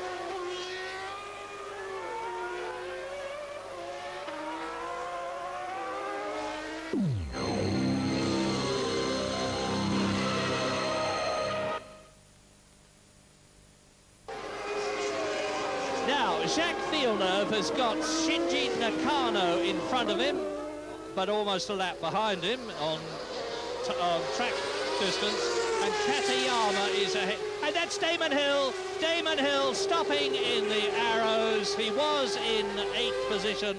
So poor Damon has yet to finish a race. And Michael Schumacher is coming in. Are you there, James Allen?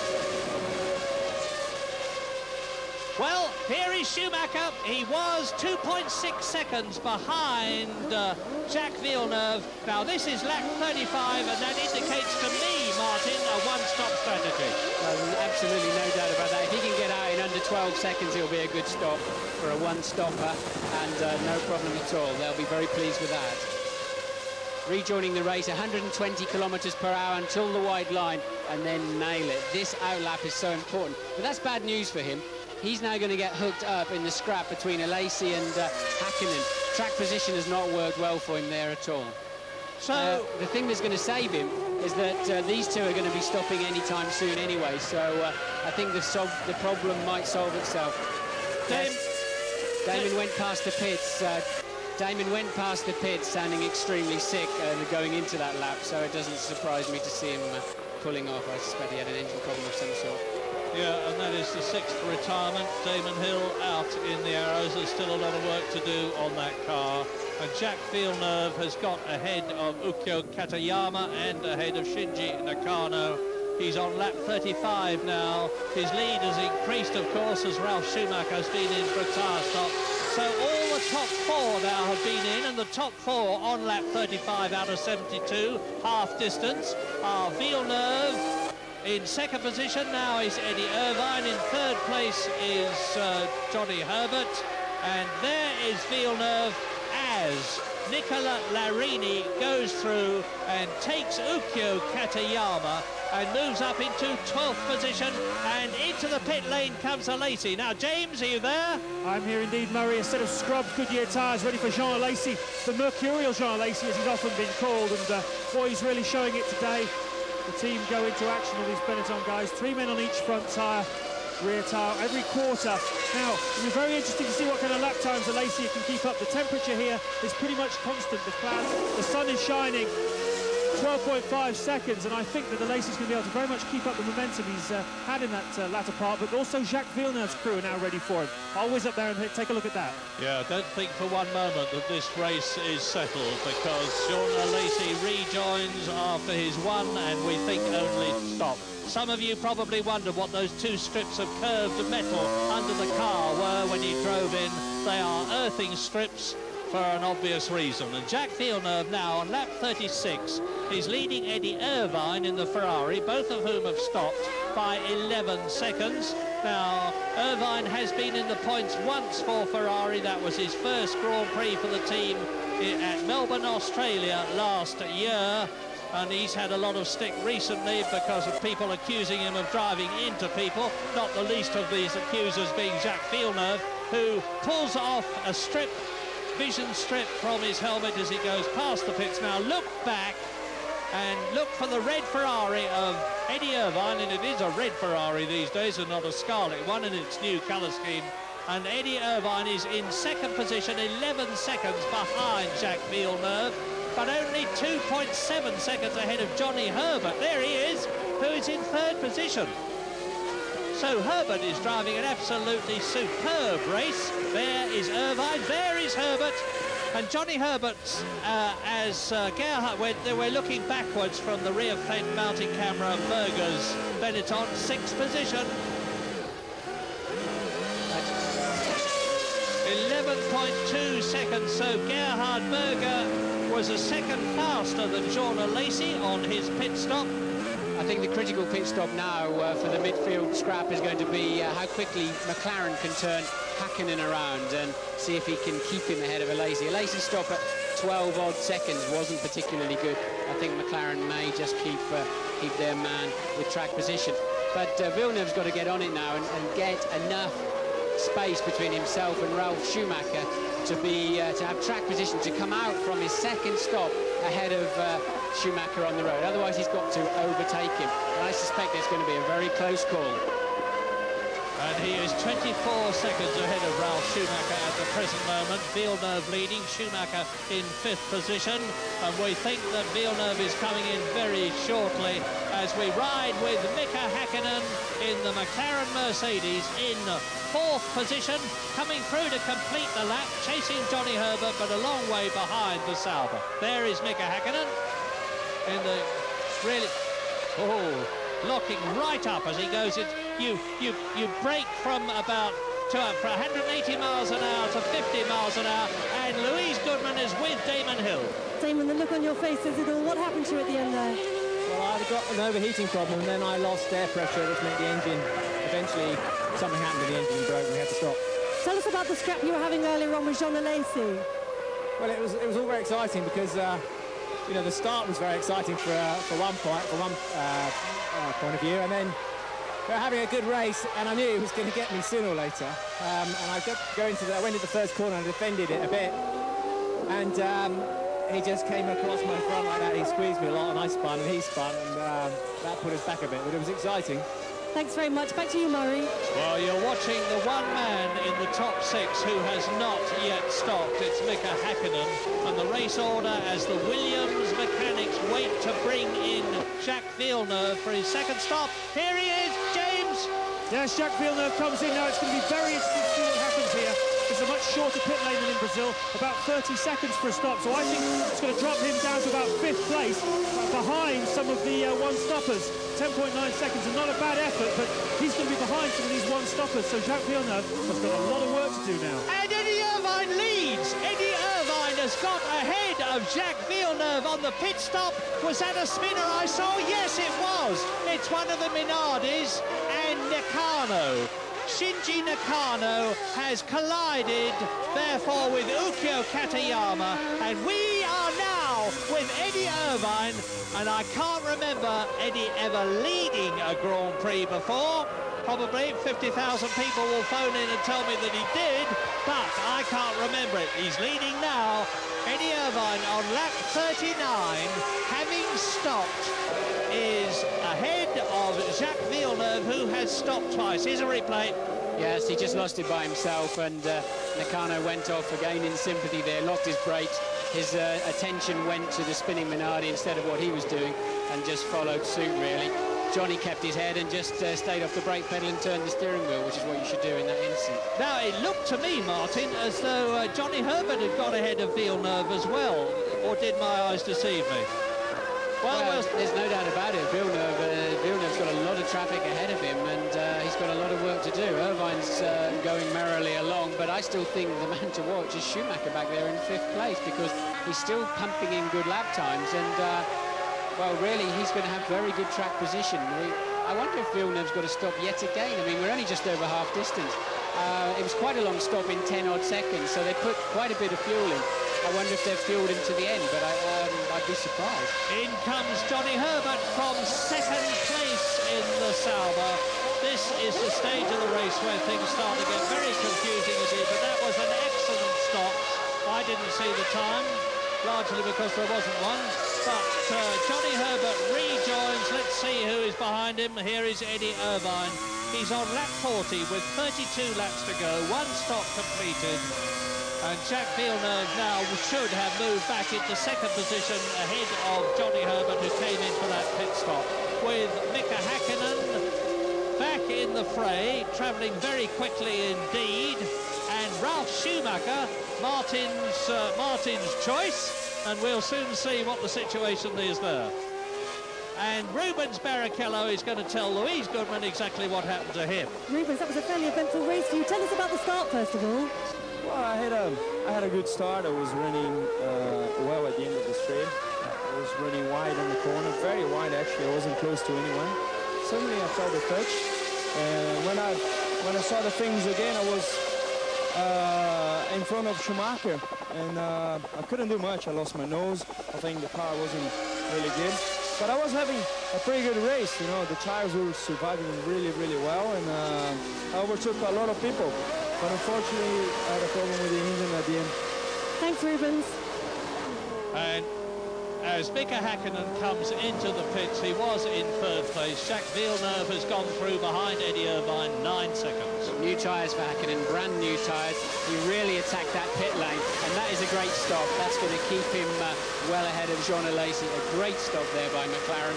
They're one stopping, of course, sticker tyres on it. He's got to treat them with a little bit of respect for the first couple of laps, and that gives Hakkinen very good track position, and I suspect a very surprising result for him here today if he keeps it running. We were riding there for a little while with Eddie Irvine, who is leading the Argentinian Grand Prix. The man from Conlig in County Down. This is his 51st Grand Prix. Is it going to be his first victory? Ferrari, of course, has not won a Grand Prix since the 3 that Michael Schumacher won in 1996, the last of which was that brilliant victory in the Italian Grand Prix at Monza. And that is Jacques Villeneuve, now in second position, some 9 seconds behind Eddie Irvine. So we really are down to strategy now. We don't know whether Jacques Villeneuve, with 32 laps still to go, is going to go right through to the end of the race. I would have thought not. Eddie Irvine on one stop, maybe going through to the end of the race. And here is Villeneuve now with that 10-second gap. And Irvine is not only leading, but he's the fastest man on the track. He's just made a new lap record, 1 minute 28.8. We're with him.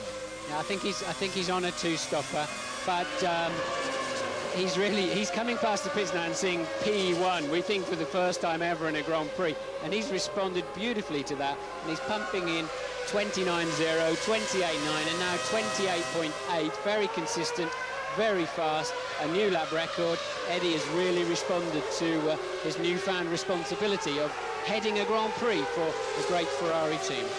Well, while you watch Mika Hakkinen in the silver McLaren Mercedes, let's look back to what happened at the beginning of the Argentinian Grand Prix when Michael Schumacher had a coming together with Rubens Barrichello, which led to Schumacher's retirement. Barrichello managed to get back into the race. The safety car came out for several laps. If I remember correctly, it was about 4 laps. The race restarted. We haven't had all that many retirements. We're on lap 42 now. 15 drivers still in the race. But Heinz-Harald Frentzen is a notable retirement with a mystery ailment in the Williams. Olivier Panis, who is in second place and driving brilliantly with a potential victory in his grasp, retired the Prost Mugen. Rubens Barrichello finally went out.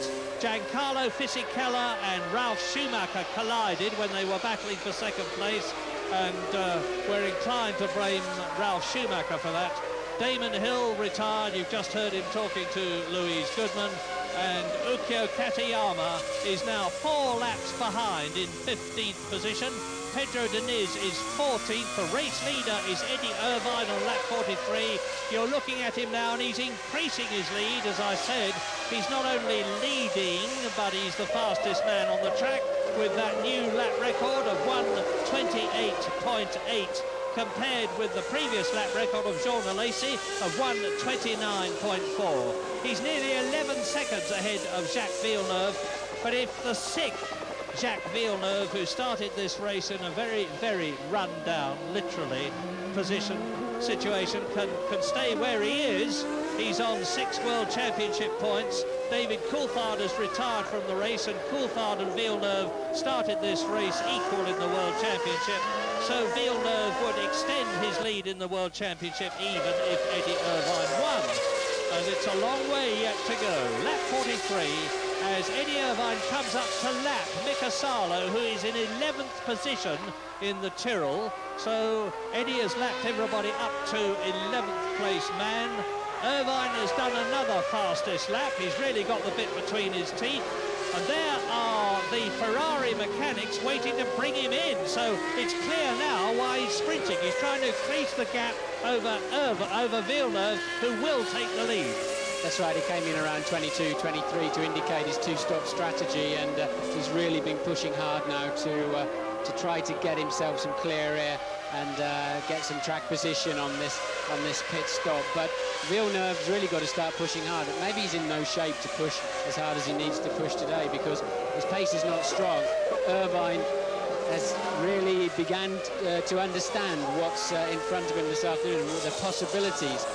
But his biggest handful, if Villeneuve can't respond, his biggest handful is going to be Ralf Schumacher to win this race. And Ralf Schumacher is gaining on Jacques Villeneuve. The gap between second and third place men, Villeneuve and Schumacher, is 9.2 seconds. We are still seeing a potential first victory for Ralf Schumacher in only his third Grand Prix. James Allen, I can tell you that Irvine is just entered the pit lane now. Yes, he is very leery as he comes in. Not as bad as Mika Hakkinen, though. He was all over those curves. But in comes Eddie.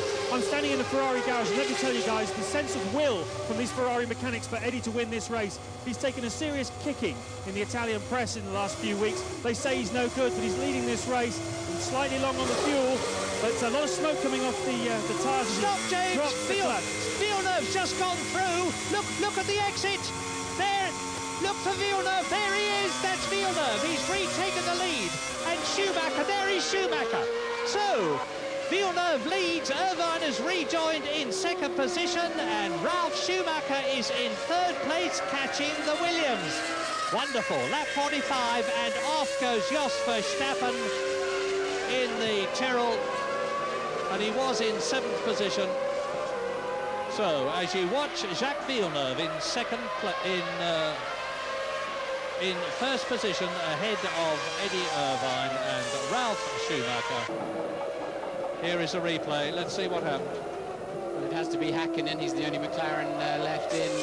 Yes, just having a good move up the inside of Deniz, lapping Deniz, in fact, at that time, but clearly on a good charge. Poor stop there for Ferrari, very poor stop. Took them 2 seconds longer than it should have, and that's not going to help Eddie's situation at all this afternoon. A good in that from Eddie, was even quicker than the lap record, just to demonstrate to you how much shorter the pit lane is than the racetrack. Well, this race has been running an hour and 15 minutes, and over that big bump, that's the bump at turn 16, in comes Mika Salo. Mika Salo of the Tyrrell, he's now, of course, being lapped by the race leader on account of this pit stop. Not a bad time, 9.9 seconds. And Jacques Villeneuve is on his way, but is it enough? Because Schumacher is now only 3.4 seconds behind Eddie Irvine, who is 9 seconds behind Villeneuve. Here is Schumacher, and that is Irvine in front of him. Irvine has stopped twice, Schumacher has stopped once. Villeneuve leads, Irvine second, Schumacher is third, and Schumacher is catching Eddie Irvine's Ferrari. There is the proof.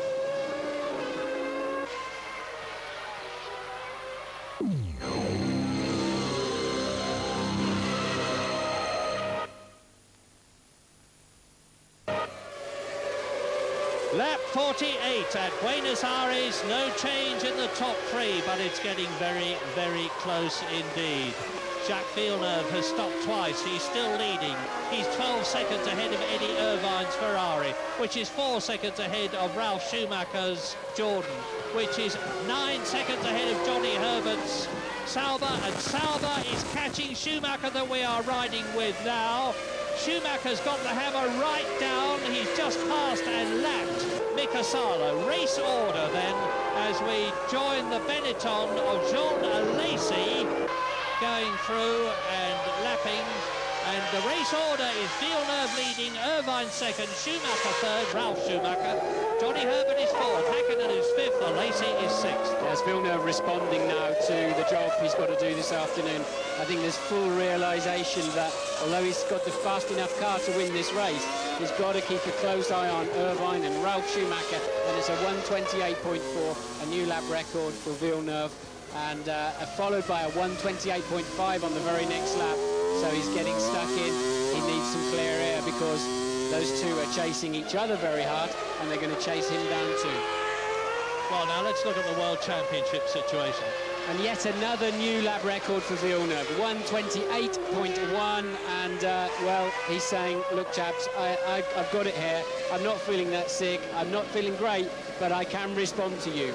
And that's Nicola Larini in the Sauber Petronas And he's pretty clearly retiring from the Argentinian Grand Prix after his pit stop. He'd just been in for a pit stop. He was in 8th position, and the mice are getting the machinery a bit now. We've got 12 people left out of the 22 who started, with Villeneuve the fastest on the track, leading the race. This is the 160-mile-an-hour Ascari turn. Yes, he's taking a nice late apex. He was absolutely flat out for Ascari before that, using the curbs now, keeping it tight into this one. This corner really can catch you out. Onto the main back straight now. He looks well under control, doesn't he? Take it up to about 150 into the centre S. We cut back to Larini. He just made the pit stop. He'd obviously dropped the clutch heavily or something like that, or the gearbox didn't want to... the clutch may have overheated in the stop, something like that, and he didn't manage to get the car out of the box. Another 24 laps to go, though, Martin, for Villeneuve, and it's some time since he came in. Do you think he's going to make a 3rd stop?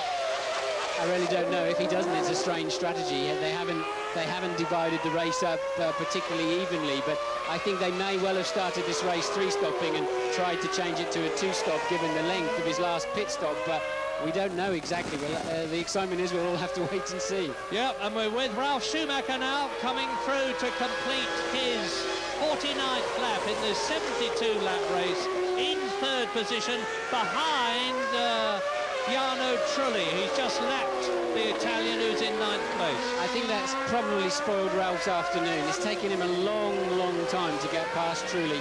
He's dropped a full 6 seconds behind Irvine with that, and he now has to push. Ralph will now push very, very hard on this next 2 or 3 laps to reassert the pressure on Irvine, and he just took too long. He had to be cautious through those back markers, but he had to be positive, and he had to really stamp his authority on them. But it's new territory for Ralph. Hair up and running in the top 3 for the first time in his Grand Prix career, in his first season of Grand Prix racing, and well, caution is better than tripping over them. Yeah, he may well be getting that advice over the radio from the Jordan pit, but all credit to him. Now, lap 50 out of 72. Top 6 gaps and stops. There's Villeneuve. He's leading Eddie Irvine by 15 seconds. Both of them have stopped twice. Ralf Schumacher is 21 seconds behind Villeneuve, catching Irvine, and has stopped once. Johnny Herbert is 4th, 29 seconds behind Villeneuve. He's stopped twice, and he's catching Schumacher. Hakkinen is 5th, and he has stopped once. Alesi is 6th. And the rest of the runners, Gerhard Berger is 7th, Magnussen is 8th, Trulli is 9th and has been lapped, as has Mika Salo 10th. Meccano is 11th, Deniz is 12th, Larini is out of the... well, he's just rejoined, but he's 2 laps down in 13th place. And the retirements, Jos Verstappen, Ukko Katayama, Damon Hill, Giancarlo Fisichella, Rubens Barrichello, Olivier Panis, Heinz-Harald Frentzen, and, of course, David Coulthard and Michael Schumacher, who failed even to complete 1 lap after the collision with Rubens Barrichello at the start, which was followed by the safety car coming out. So, lap 51, that's Eddie Irvine, 2nd place, 16 seconds behind Villeneuve, 7 seconds ahead of Schumacher.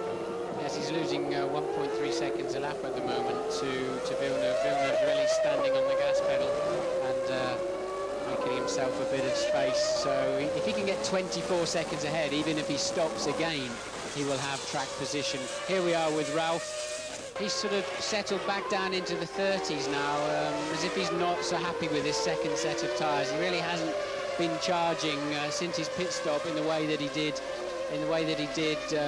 earlier in the race. The car's still going to feel a little bit fat, a little bit heavy with so much fuel on board, remembering that a kilo of fuel is 200ths of a second per lap, and there's a lot of kilos in that car at the moment, something around 90 to 100 kilos of fuel after his stop, and he's going to have to work that fuel down now, and then the car may start handling a bit better.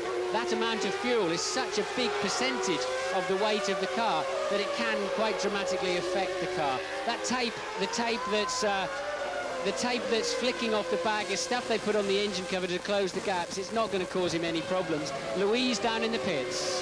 Down in the pits with Giancarlo Fisichella, I can tell you he is not looking like a happy man at all. Giancarlo, can you tell us what happened there?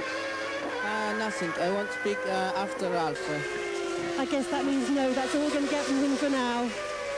Yeah, but if a few words could tell a story, those few words told them. Giancarlo Fisichella and Ralf Schumacher that we're riding with now, Schumacher in third place, were not the best of friends as an Italian and a German in the Irish-dominated Jordan team before this race began, and having committed the cardinal sin of colliding with each other, caused, we think, by Ralf Schumacher, there's going to be a heightened tension between them. And Ralf Schumacher is... Oh, and that is Pedro Diniz. That's the second arrows out, with water spurting from the exhaust pipe, which is never a good sign. And Diniz was down in 11th place, a lap adrift. And we're back now with Jean Alesi, 6th position in the Benetton, on his 53rd lap. And he is some 5-6 seconds behind Mika Hakkinen. Look ahead and you may see the McLaren Mercedes on the lot. There it is. There is Mika Hakkinen, the sole McLaren Mercedes driver, and he is trying to set about Johnny Herbert, because Hakkinen is catching the Sauber. He's only 5 seconds behind it. Hakkinen 5th, Herbert 4th. Yes, Diniz apparently was overheating on his pit stop, so it's not a surprise to see him out of the race. Alesi's pushing hard, but Hakkinen's good stop and new tyres are taking him clear. And Hakkinen now really could start to threaten Johnny Herbert for that 4th place. Yeah. There's a replay of Diniz's problem. I would think the engine blew up so badly there that it's actually locked the back wheels. That's why he actually spun off the track. No other reason than a terminal engine failure, and locks the rear wheels if you don't pull the hand clutch fast enough. Well, subliminally, as we watch Shinji Nakano pulling off the track, well, they are dropping out now. This is turning out to be a race of attrition. It's very hot here. It hasn't affected either Jacques Villeneuve or the Williams-Renault at the moment. He's on his 54th lap now, looking very good indeed, because he's some 19 seconds ahead of two-stop Eddie Irvine, two-stop Jacques Villeneuve. Ralf Schumacher is catching Irvine's Ferrari. If they keep dropping out like this, the clown in the pace car is going to win the race, but let's hope not, because Villeneuve is on his way, still pumping in the 28s and looking good on it. So 20.8 seconds ahead now. There's the Williams team coming out. He does have to pit again. He's got 20.8 seconds lead on Eddie Irvine. It's going to be oh so close as to whether he will be ahead of him or just behind him when he comes out of this pit stop, if I'm right in there. Yes, they're bringing some tyres out. They're going to stop Villeneuve for a 3rd time, and it's going to be touch and go. I think he's going to have to overtake Eddie Irvine to win this motor race, and Ralf is still there, just 4.5 seconds behind Irvine. 19 laps to go. 19 laps to go. Jacques Villeneuve coming in. We don't think Eddie Irvine is going to. The gap between them is 21 seconds. And when you come in and make a pit stop here, to come in from the pit lane, stop, get going again and rejoin takes at least 26 seconds.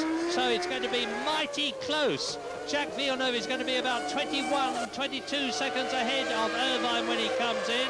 There are the Williams mechanics and the hose man all ready. The other man behind him supporting the hose as well. It's a very, very heavy assembly. They have to get it absolutely right. 1.5 seconds for the nozzle to go in, about 1 second for the nozzle to come out. The fuel flow rate is 12 litres a second, and Jacques Villeneuve, I think, is going to be coming in this lap, so get ready good and early, James Allen. Villeneuve has broken the lap record again. There is Eddie Irvine going through and lapping Larini in the Sauber. And let's not forget the enormous war of words that both Villeneuve and Irvine have had together since they had that crash into the first corner of the first Grand Prix. They've been at each other through the press. The press have been pumping it up, and I think it's now going to turn into a wheel-to-wheel scrap on the racetrack. Why Villeneuve was cruising in the mid part of this race, I don't know, because he now realises he's got a lot of work to do. He's putting in new lap records every lap. But I think the damage could be done. He's got to overtake. Now he's going to do another lap. They haven't taken the covers off the tyres. I can see them from the commentary box. He's got to do another lap yet to at least... he's been told, and we know he's been told to next lap. Now, the conventional reason that they always give in the conference afterwards when they've had a bad spell, remember that he's on his third set of tyres now, and he'll probably say in the conference after this race, my second set of tyres was not nearly as good as my first, or my third was not nearly as good as my second, or whatever. That's usually the reason they give, but we don't know that there isn't some sort of a problem either with the car or with Villeneuve, but it can't be too great a one at the speed he's lapping. It's record braking speed. 23.3 seconds ahead as he crossed the line of Eddie Irvine on this lap. He's not got to put much fuel in, of course. There'll be very little fueling time. It could be dictated by the time it takes them to change the tyres. The Williams team have got a lot of pressure on them to get this absolutely right. This stop is going to be absolutely crucial, and Ralf Schumacher's still there in the hunt. Yeah, he is. He's only 4.9 seconds behind Eddie Irvine. Look at Irvine second. There is Schumacher third, and very likely Irvine will just take the lead from Jacques Villeneuve when he comes in. Now the tyre covers are off. Surely Jacques Villeneuve is coming in. James, here he comes. Watch him. Murray, I can't describe the atmosphere down here in the Williams garage. The tension is unbelievable. Jacques, Villeneuve's race engineer, is stroking his leg, is bouncing up and down. Patrick Head is bouncing up and down. There's immense tension here as Villeneuve comes in. It's almost inevitable he's going to drop back behind Irvine. But what about Ralf Schumacher? A set of scrub tyres are going back on. He's on soft tyres, of course. Villeneuve's eyes, well, he doesn't look too tired. He looks like he's up for a fight. 7.2 seconds on Villeneuve stop. Good Lord. What's going to happen now, Murray? All eyes over to you. We haven't seen Irvine yet. He hasn't gone through yet. There he is in the background. So Jacques Villeneuve rejoins the race after his last pit stop in the lead. And in the background, you see Ralf Schumacher in third place. Villeneuve leads. Irvine is second. Ralf Schumacher is third. Herbert is fourth. Hakkinen is fifth. Lacey is sixth.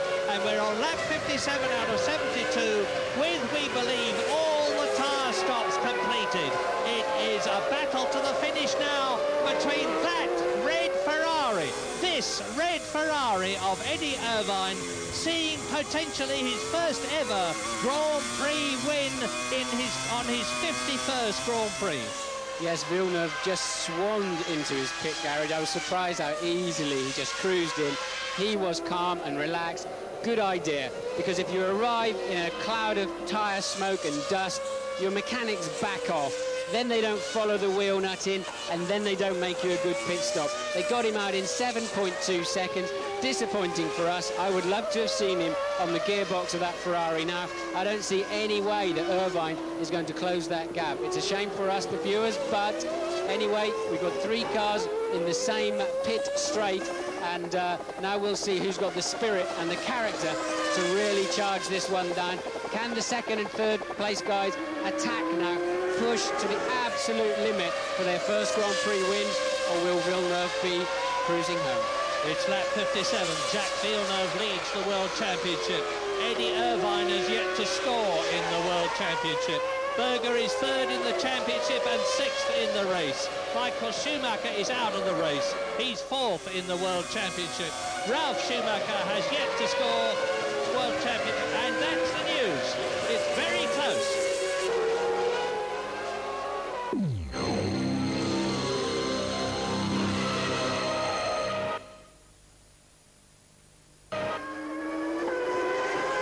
Lap 59 at Buenos Aires, 13 laps to go, and it is mighty close. Here's the proof. There's Villeneuve leading. There is Irvine second, and there is Michael Schumacher in third place, and less than 8 seconds separates them with those 13 laps to go. Williams ahead of Ferrari, ahead of George. Yeah, that's Ralphie Schumacher. Michael's still in the Ferrari, crying his eyes out over his first corner mistake.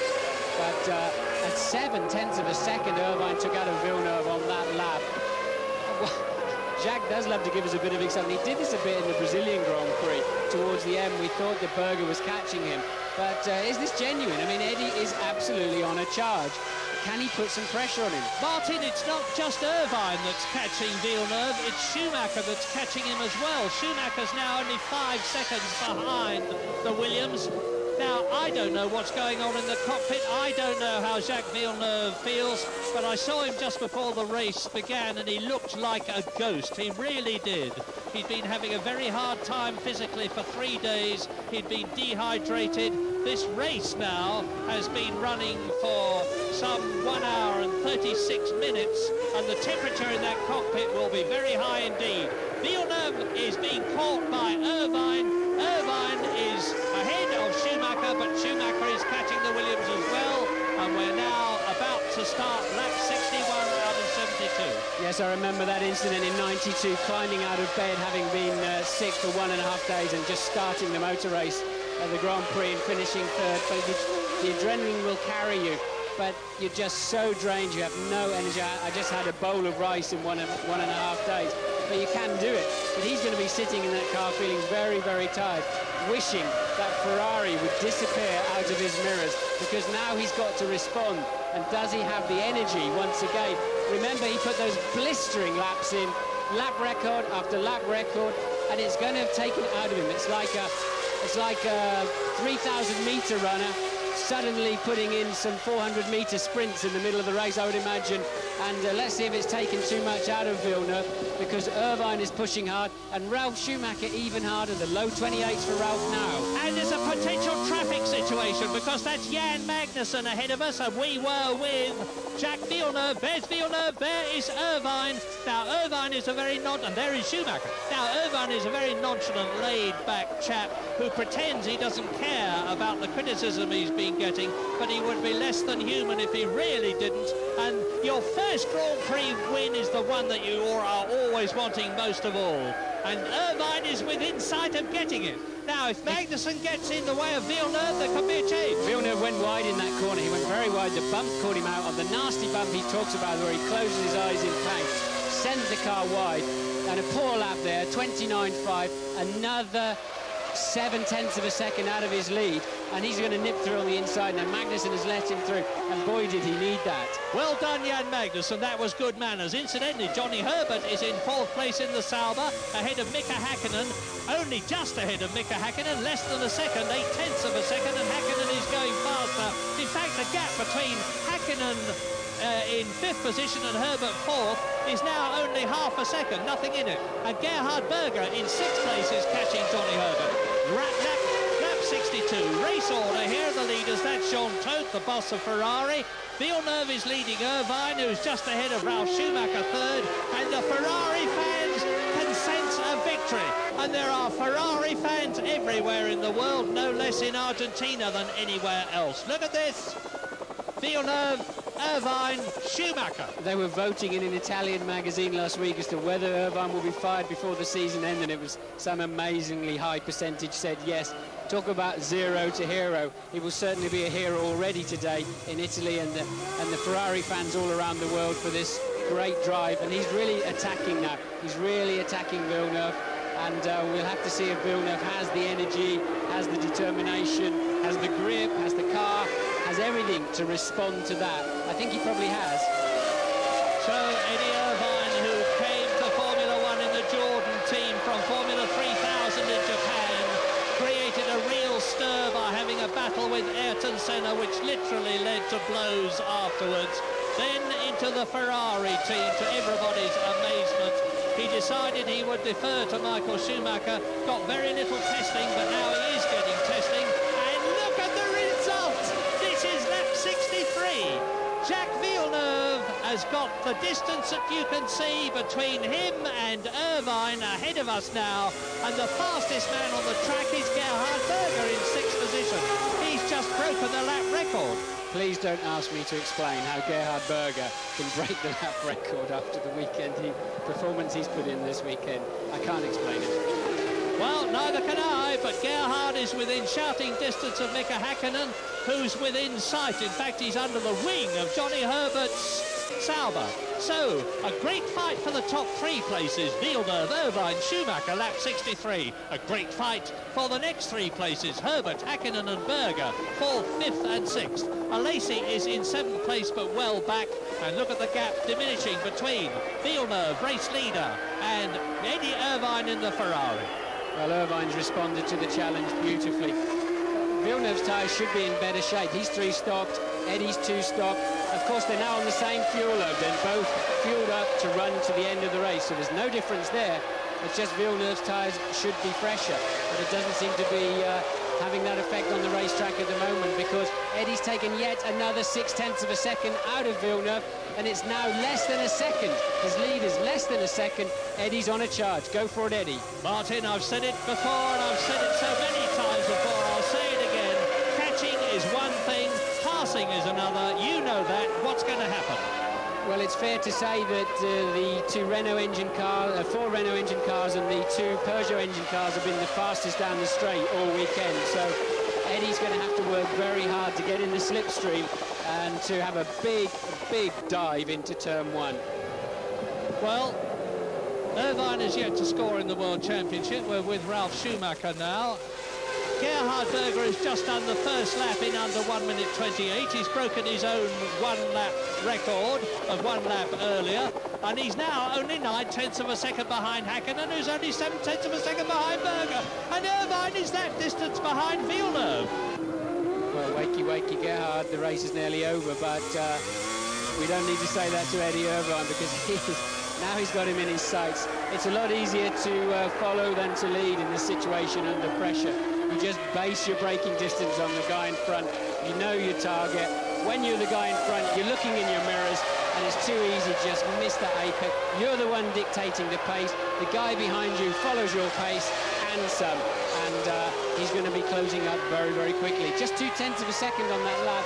Eddie's beginning to get into the dirty air that's coming off of Villeneuve's car, that's been worked so hard across the wings and bodywork of Villeneuve's car.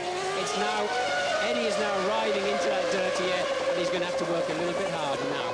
And Villeneuve is used to pressure, of course. He's got a distinguished racing career, Formula 3, Formula 3000, Indy champion. He's used to racing wheel to wheel and drafting people on the American ovals. But he's got a clear track. He's on lap 65 in this 72-lap race. And Eddie Irvine has got it all to do, including not just closing that gap, but getting past Villeneuve. Yeah, he looks very composed, very composed there in that Ferrari, does Eddie Irvine.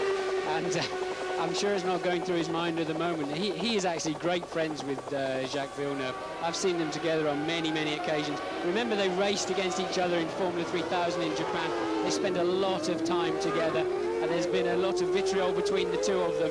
And Eddie may just have that in the back of his mind as he's chasing down this guy. And what a way to win his first Grand Prix, if he can blow off Villeneuve in a Williams. Yeah, and Ralf Schumacher is not so far behind them. We're naturally talking about this battle between Villeneuve and Irvine as they complete their 65th lap and going to lap 66. But Ralf Schumacher is not so far behind in the Jordan. There he was, crossing the line in 3rd place. Johnny Herbert is still 4th, but only 0.4 of a second ahead of Hakkinen, and who is only 0.7 of a second ahead of Berger. Now, we are understandably watching this race for the lead, but really there's one just as good going on for 4th, 5th and 6th, with a Lacey 7th, Magnussen 8th, Salo is 9th, Trulli is 10th, Larini is 11th, and the last runner out of the 22 who started. So half the entry has disappeared, but it's magic, the half that's left. Well, Villeneuve will have a readout on his computer dashboard of how many laps to go, and he'll be trying not to look at that.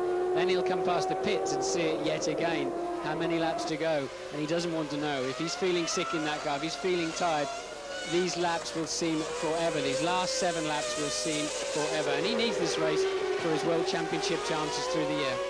And here is Magnussen in the Stewart, battling with Larini, and they contact each other, or Larini spins, whatever. Magnussen has gone through and is still in 8th position. But Eddie Irvine, we were talking about fitness. Eddie Irvine's personal trainer is his sister, Sonia, and they have been running together through the streets of Buenos Aires, keeping up their fitness levels, especially his, in the last few days. And it's going to pay off now, because Villeneuve must surely be tiring. Well, unfortunately, Sonia's fitter than Eddie, but it doesn't seem to show up when it gets to the race, because Eddie's a tough guy, tough mentally, tough physically, and he just wants this race win. He won't be thinking anything now about his fitness. He's just focusing on the rear wing of that Williams. Well, This is lap 67, and I have to say, push as Eddie Irvine may, and push as Eddie Irvine is doing, if Jacques Villeneuve can go on as he is going for laps 67, which he's on, 68, 9, 70, 71 and 72. He's going to have another 10 World Championship points to add to the 10 that he's already got. Failing that, if Irvine gets past him, he'll have another 6. Either way, he's still going to be leading the World Championship. On board with Eddie now, you can see the Williams ahead of him there. I think his only way, the only place he's going to pass Villeneuve this afternoon is into turn 1. He's got to get into slipstream coming out of that last hairpin. Villeneuve occasionally runs wide there. That's going to give Eddie his chance. He's got to put Villeneuve under pressure to get him over that bump. Villeneuve can often run wide. He's been doing it all weekend. Get on to his gearbox, slipstream him down the straight and say, OK, Jacques, when you brake, I'm going to brake a little bit later. I'm coming through, take it or leave it. I don't see him passing him anywhere else. And if he's going to do that, he's going to have to hurry up. Well, this is turn 1. They brake from 180 miles an hour down to 55. Remember that the Williams has been having brake problems. It was a brake failure that took Heinz-Harald Frentzen out of the lead in the Australian Grand Prix. They've been working very hard on them indeed in testing. It's caused by the extra grippiness of these new soft compound tyres, and both Villeneuve and Irvine are on those soft compound Goodyear tyres, incidentally. The Bridgestone runners have failed to reveal the promise that they showed in qualifying, because all the top 6 runners are on Goodyears here now. So I think Villeneuve must have the philosophy of you only need to win the race by a nose, really, because he's just started pulling out a 1/10 of a second per lap. Eddie's in that dirty air, as we explained, and Villeneuve is just holding his own. I wouldn't want to play poker with that guy, that's for sure. He just, I don't know whether he plays games or in this car or what, but he did the same in Brazil. He says, OK, come along, have a look, and then I'll be off, thanks.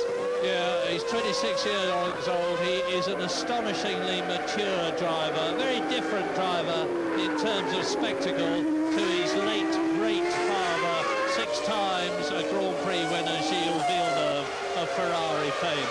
Gilles Villeneuve, hello, this is Magnussen, I think, going out of the race. It is Jan Magnussen, who was in 8th position, retiring with obviously a blown Ford Cosworth V10. This is lap 69. That is Jacques Villeneuve. Behind him is Eddie Irvine. There are the Williams team looking very laid back. There's nothing else they can do. They've done their job. They've brought Villeneuve in 3 times to give him new boots, and he has responded magnificently. No more magnificently than Eddie Irvine, who's come up from only 7th position on the grid. It wasn't a good starting position for him, but he said he was very confident about the race, as did Michael Schumacher, of course, who collided at the beginning of the race, and John Todt, and his confidence has been entirely justified. Now, if Jacques Villeneuve wins this race, it's going to be his 6th victory for Williams. And remember, he only started his Formula 1 career last year. But is he going to win this race? Because now, what Martin forecast has happened. Eddie Irvine is under the wing of Villeneuve's Williams, and they're about to start the lap and go down to turn 1, which is where he could pass. Villeneuve made a mistake or something, or he's got a problem, because he lost so much time there. Yes, now he's got on his gearbox. This is your chance, Eddie. This is what we talked about. Now you've got to hang in there, and he'll defend his line on the inside. Surely he'll defend. Get away! And yes, he holds the pace, but Irvine, and this is lap 70 in this 72-lap race. What an absolute cliffhanger!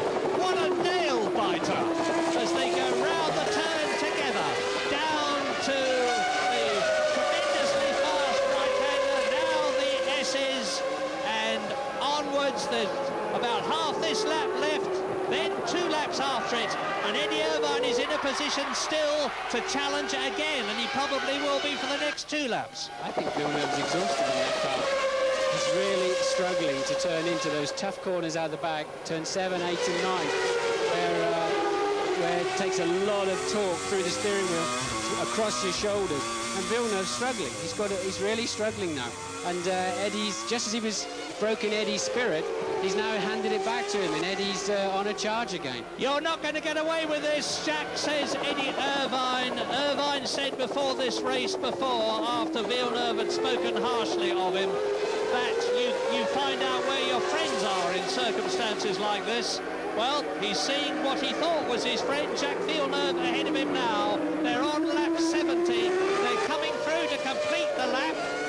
So just this lap that they're starting now, and the next one, and Villeneuve's got enough distance between him to stave Eddie Irvine off this time. Villeneuve has the fastest car of the two without any shadow of a doubt on those fresher tyres, and a better car anyway, I believe. But I really believe he's exhausted behind that wheel. He let Irvine get onto his gearbox, but he defended his... Unfortunately, we saw the crowd just when we needed to see Villeneuve defending his line and Eddie having a punt, but it didn't happen. It didn't work out. I think that was Eddie's moment, and he wasn't able to take it. Well, just to keep you in touch with what's happening behind these two, watch the race for the lead yourselves while I tell you that Ralf Schumacher is still third in the Jordan, 6.5 seconds behind this battle. Johnny Herbert is still fourth in the Sauber, half a second ahead of Mika Hakkinen's McLaren, which is fifth. Gerhard Berger is half a second behind the McLaren in sixth position, so 1 second is covering fourth to sixth. And you can see how much is covering first to second, with Ralf Schumacher sandwiched between the battle for the lead and the battle for fourth position as they come through to start the last lap of the 1997 Argentinian Grand Prix. Is Jacques Villeneuve going to make it a sixth victory to equal his great father and get World Championship points, 10 of them, to extend his championship lead over David Coulthard, who started equal with him? Well, here is the last race, the last lap now. And another great scrap going on behind for Herbert, Hakkinen and Berger. Just 1 second covers the three of them going into the last lap. Schumacher has just started his last lap.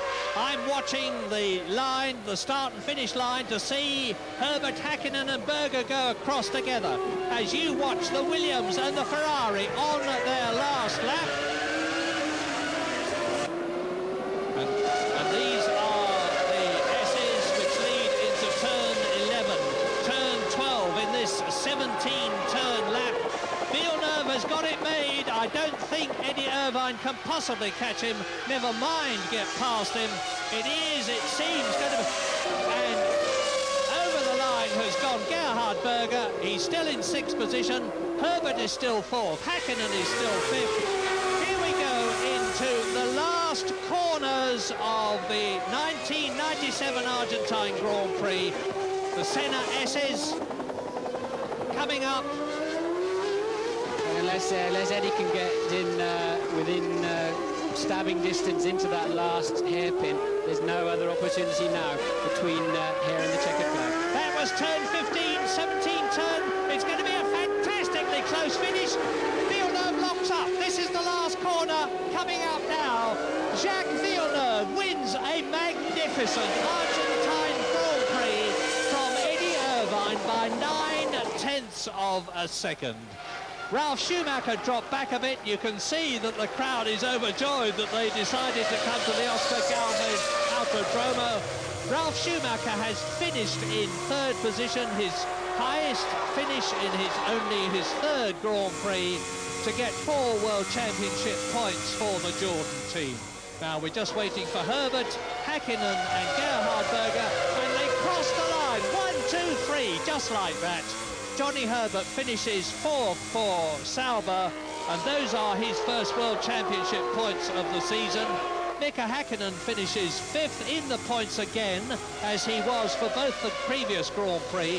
So Hakkinen has now got 3 Grand Prix on the trot with World Championship points. Gerhard Berger sixth. Remembering, of course, there's a story that Jordan have to score some podiums to have any chance of keeping that Peugeot engine. They've got a podium today, but no Jordan mechanics on the pit wall. I don't think they were too impressed with Ralph's overtaking manoeuvre.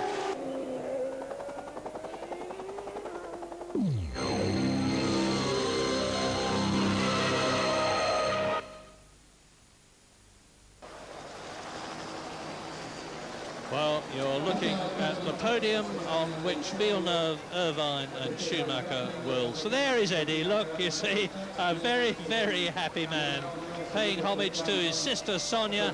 And, well, Jacques Villeneuve looking a lot fitter than I expected him to look. Yeah, he looks happy enough, doesn't he? He certainly got himself out of the car. And he did just enough this afternoon to do what he had to do. I mean, if he'd have won by 3 minutes, it wouldn't have made any difference. He wouldn't have had any more points, and we wouldn't have had such a good race to watch. But I do believe he hadn't got too much left there. Jacques Villeneuve, as usual, looking as though he's wearing two other people's race overalls. He likes a very baggy set of overalls to give him comfort in the car. And he steps now into Charlie Whiting's area, the race director, because that's where all the equipment is that weighs the cars and drivers. That's right, the drivers have to be weighed before they can go onto the podium procedure, because the cars are weighed, and the combination of car and driver is the total weight inclusive. But quick shot there of the Williams team receiving Villeneuve over the line. Now they're waiting for the procedure. That's Carlos Reutemann, the great Argentine driver who won so many Grand Prix. He drove for Ferrari, he drove for Brabham, he drove for Lotus, very nearly won the World Championship, and is now a top man in Argentine politics. And on to that podium come the top three. Dickie Stanford, the Williams team manager, greets Jacques Villeneuve, and here is the Canadian national anthem again.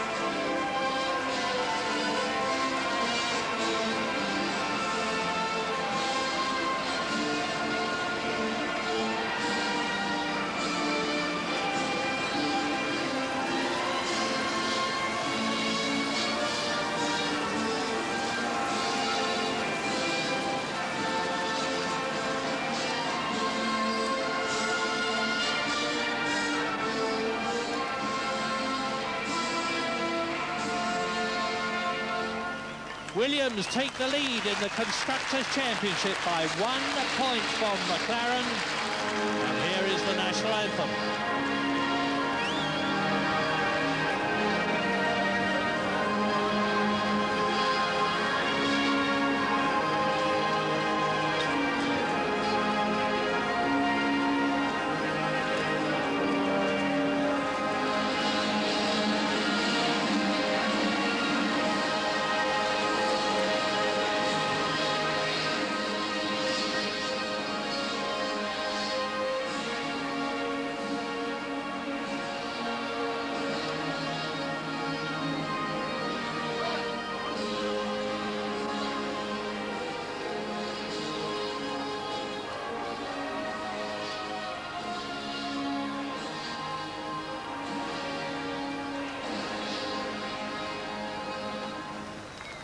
Well, no words of mine can be enough praise for Jacques Villeneuve. That was an absolutely brilliant win in the face of adversity.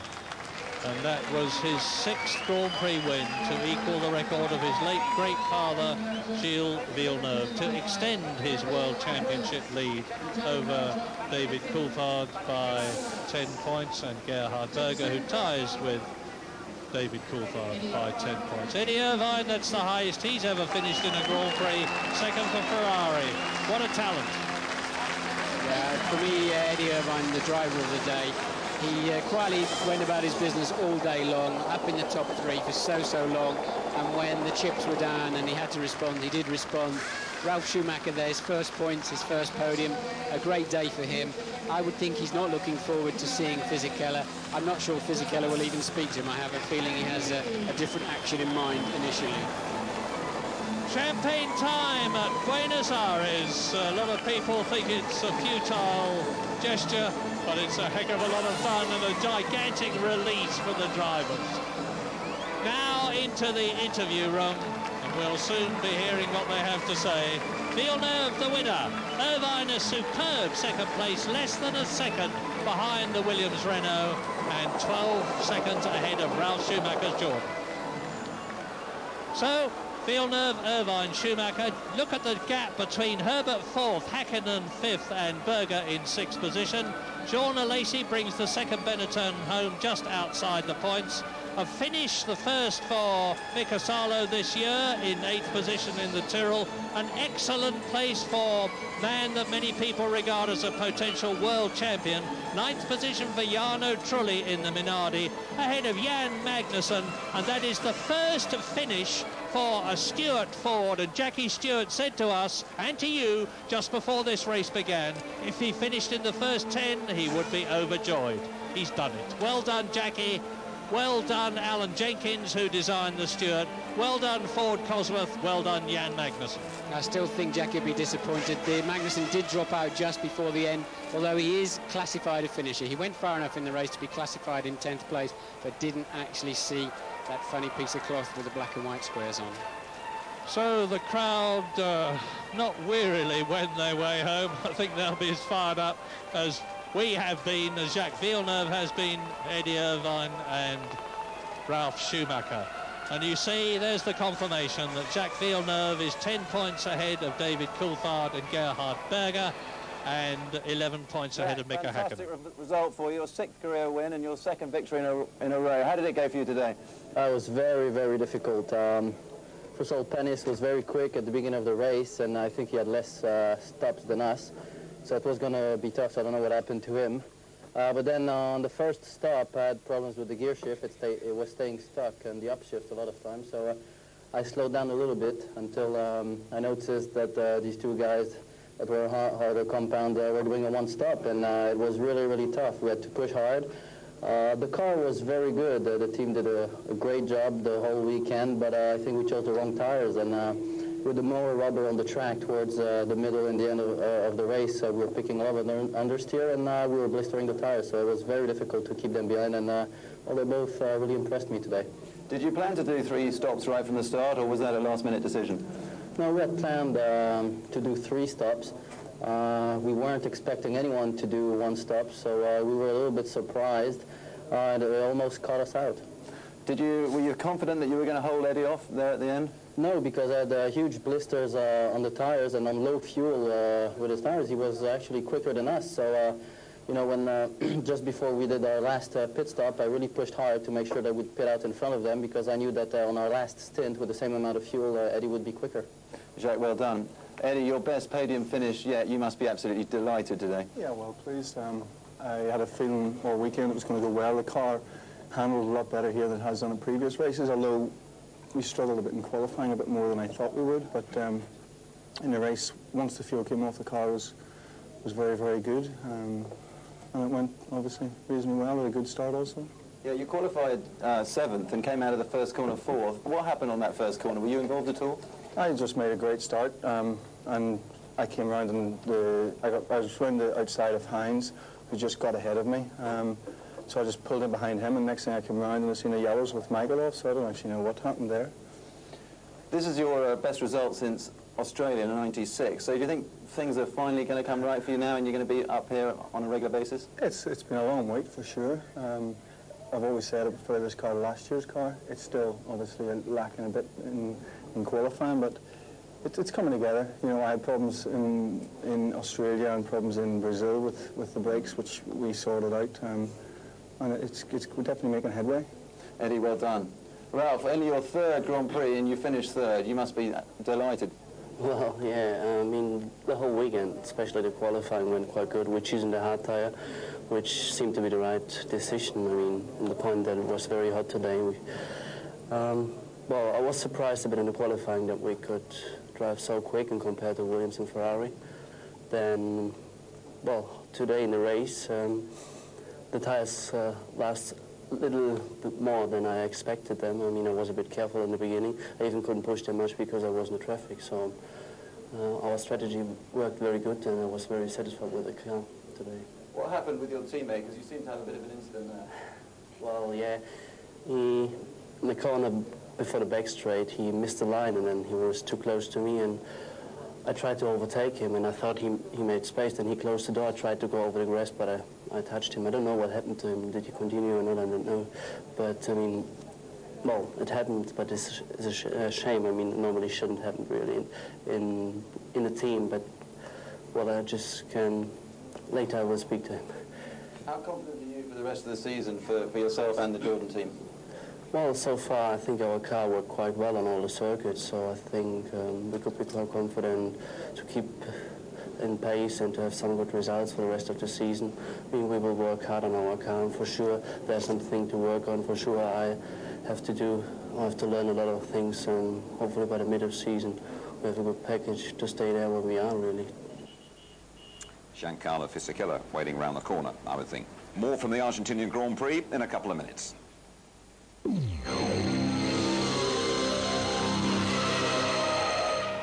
Hello again from Buenos Aires, the best Grand Prix we've had on ITV so far.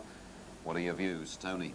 I think it was absolutely breathtaking. Enjoyed every moment of it. It was close, it had incidents, everything that you wanted. The young lions coming through, drive of his life from Eddie Irvine, I think it was brilliant. And also Jacques now has equalled his father's record, his great father's record of 6 wins for Gilles Villeneuve. Simon? We'll never know quite how hard that race was for Jacques Villeneuve. He looked pretty calm and relaxed, but did you see the sweat on his face at the end of that race? He's been feeling very, very unwell indeed. Tremendous effort from Eddie Irvine, who's really vindicated his #2 position in the Ferrari team, and I wonder what's going to be going on in Jordan. But despite that argument between the two drivers, Eddie Jordan's 100th Grand Prix, he's on the podium. Absolutely. A big race here for Johnny Herbert as well. He finished 4th in his Sauber. Great result. He's talking to James Allen. Johnny Herbert just being towed down. Johnny, I think that looked like hard work out there. Oh, yeah, that was a long one. It was quite difficult. The car was really hard, but got there at the end. Did you think you may have been in with a shout? It was extremely close, this race, wasn't it? No, it was close. I thought we were going to do very well. The car felt very good at the first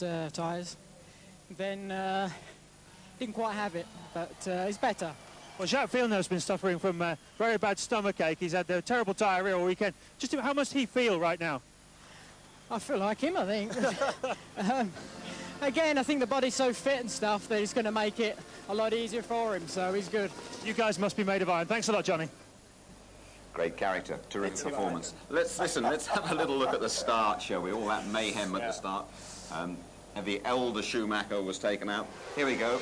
Tony Jardine. Yeah, no, it was a great start, and everybody seemed to get away very well indeed. Villeneuve, a brilliant start, and then Panis was forced out wide, which caused a bit of a sandwich problem there as it all came together. And now we're looking at Schumacher. Then he gets the touch on the inside of Barrichello and comes to meet him head-on. Poor old Rubens there, but he got out of it. But it caused a chain reaction. Even Magnussen got tipped from behind by Jos Verstappen, and then a wheel was lost by David Coulthard, so it was mayhem. It's worth reminding everybody also that Barrichello made a fantastic recovery from that, carved his way up through the field, only to retire. It still hasn't been a good race for Stewart. That's a great shame. Now, was Schumacher at fault here? I would have thought that Schumacher certainly was at fault. There was a little tap behind from Barrichello. Perhaps Barrichello lost momentum. Rubens did say he was offline a bit wide, and all that rubber smoke came from the fact that as Schumacher turned the Stewart round, as you see it happening now, the Stewart's wheels are still running forwards. All of that tar smoke is because the car still has Rubens Barrichello's foot on the throttle, and once again we have a drama at the start at the first corner. I think the battle over everyone is going to be talking about. I mean, they say in this part of the world it takes 2 to tango. I mean, what a dance that they had, those two, didn't they? Irvine and Villeneuve at the end. Yes, they did. Now, just before the final pit stop of Villeneuve, Jacques made one of those great Jacques attacks and got a great spurt going on, despite the fact that he now tells us the tyres were blistering and they weren't very good indeed. But Eddie Irvine here must have been spurred on by the fact that in front of him was his old chum, who is now no longer his chum because they've had this war of words about safety, about the crash at Australia. He was spurred on by that, and it was brilliant. But Jacques soaked up so much pressure, it was wonderful. He really did a great job. And the significant thing is that just there, Jacques has made a mistake. This was the one opportunity that Eddie Irvine had. Jacques made a mistake. But he got away with it. Indeed he did. It's been a tremendous race. I must tell you about our competition before we go. Our pole position competition, cash prizes available every Grand Prix weekend on ITV. The big winner gets a trip to the Australian Grand Prix next year. Okay, that's the number to dial. You need an entry pack to take part in it, 0897 50 55 55, or send a large stamped self-addressed envelope to ITV pole position, PO Box 300, Sunderland SR4 6YP. And just looking ahead to tonight, a special feature, actually, coincidentally enough, on the Jordan team, who had a decent old day here today in our highlights from the Argentinian Grand Prix here in Buenos Aires. A lot of talking points to reflect in that show as well. And hello again from Buenos Aires. So a really brave performance from Jacques Villeneuve. Let's see how that leaves things in the Drivers' Championship. Well, Villeneuve now 10 points clear. He really has cleaned up in South America. David Coulthard and Gerhard Berger both on 10. And like Berger, Mika Hakkinen has never been out of the top 6. Eddie Irvine has 6 points after his charge in BA. The Constructors' Championship, Williams take the lead, a point clear of McLaren. Irvine takes Ferrari up to 3rd, and that should take some of the pressure off him. Okay, let's hear from some of the key men at the Argentinian Grand Prix. You know, all weekend I couldn't take any fluid or eat anything, so I'm pretty happy that we got to the end of the race, mostly that it was very hot. I think we chose the wrong tires for the race. We went for the soft ones, and we weren't expecting that kind of heat. And with the heat and the extra rubber on the track today, the front tires were just going off, and you know, 10 laps to the end, the front tires were blistered, so it was very difficult to keep Eddie behind. Was it very uncomfortable when he was catching? Because he really caught you quite quick, didn't he? Yeah, I could see he had a lot more mechanical grip. I knew he was on hard tires, and I knew that you know, if I made a small mistake, he would get a run on me because he had that much more grip. Well, Jan, that was a stonking drive. Yeah, it was good. Started quite cautiously and then just gradually built the pace up, and as the fuel came off, the car got better, and well, obviously it was pretty good at the finish. At one stage I thought maybe I can get him, but then that time I was right underneath his rear wing coming out of the last corner, and he just left me for dead on the straight, and I was on the limiter going across the start-finish line, so I obviously realised there was no way I was going to overtake him, you know, unless I just bars into him, but I had to get a result. You've been coming in for some criticism with well, specifically the Italian press recently. Do you think that's a good way to answer your critics? It's the only way, to be honest. You know, the press, they have to write a page every day, so they've got to make it up, because there isn't, you know, Formula 1 doesn't have a page of stories every day, so they just make it up. I'm very happy, apart from that, I had a little incident with my teammate, but we have to discuss that, and hopefully he's not so angry with me. Tell us about that incident. What happened? Well, he missed the corner before the back straight, and I was close to him. And even in the quick corner, he missed it because the tire was dirty. And I thought he opened the door, but then I saw he didn't. And then I went over the grass that's, you know, not to touch him, but he closed even more, and then we crashed. What are you going to be saying to him when you get back down to the garage? Well, I'm not sure that he's still there, but first of all, I think we have to sit together and to discuss it.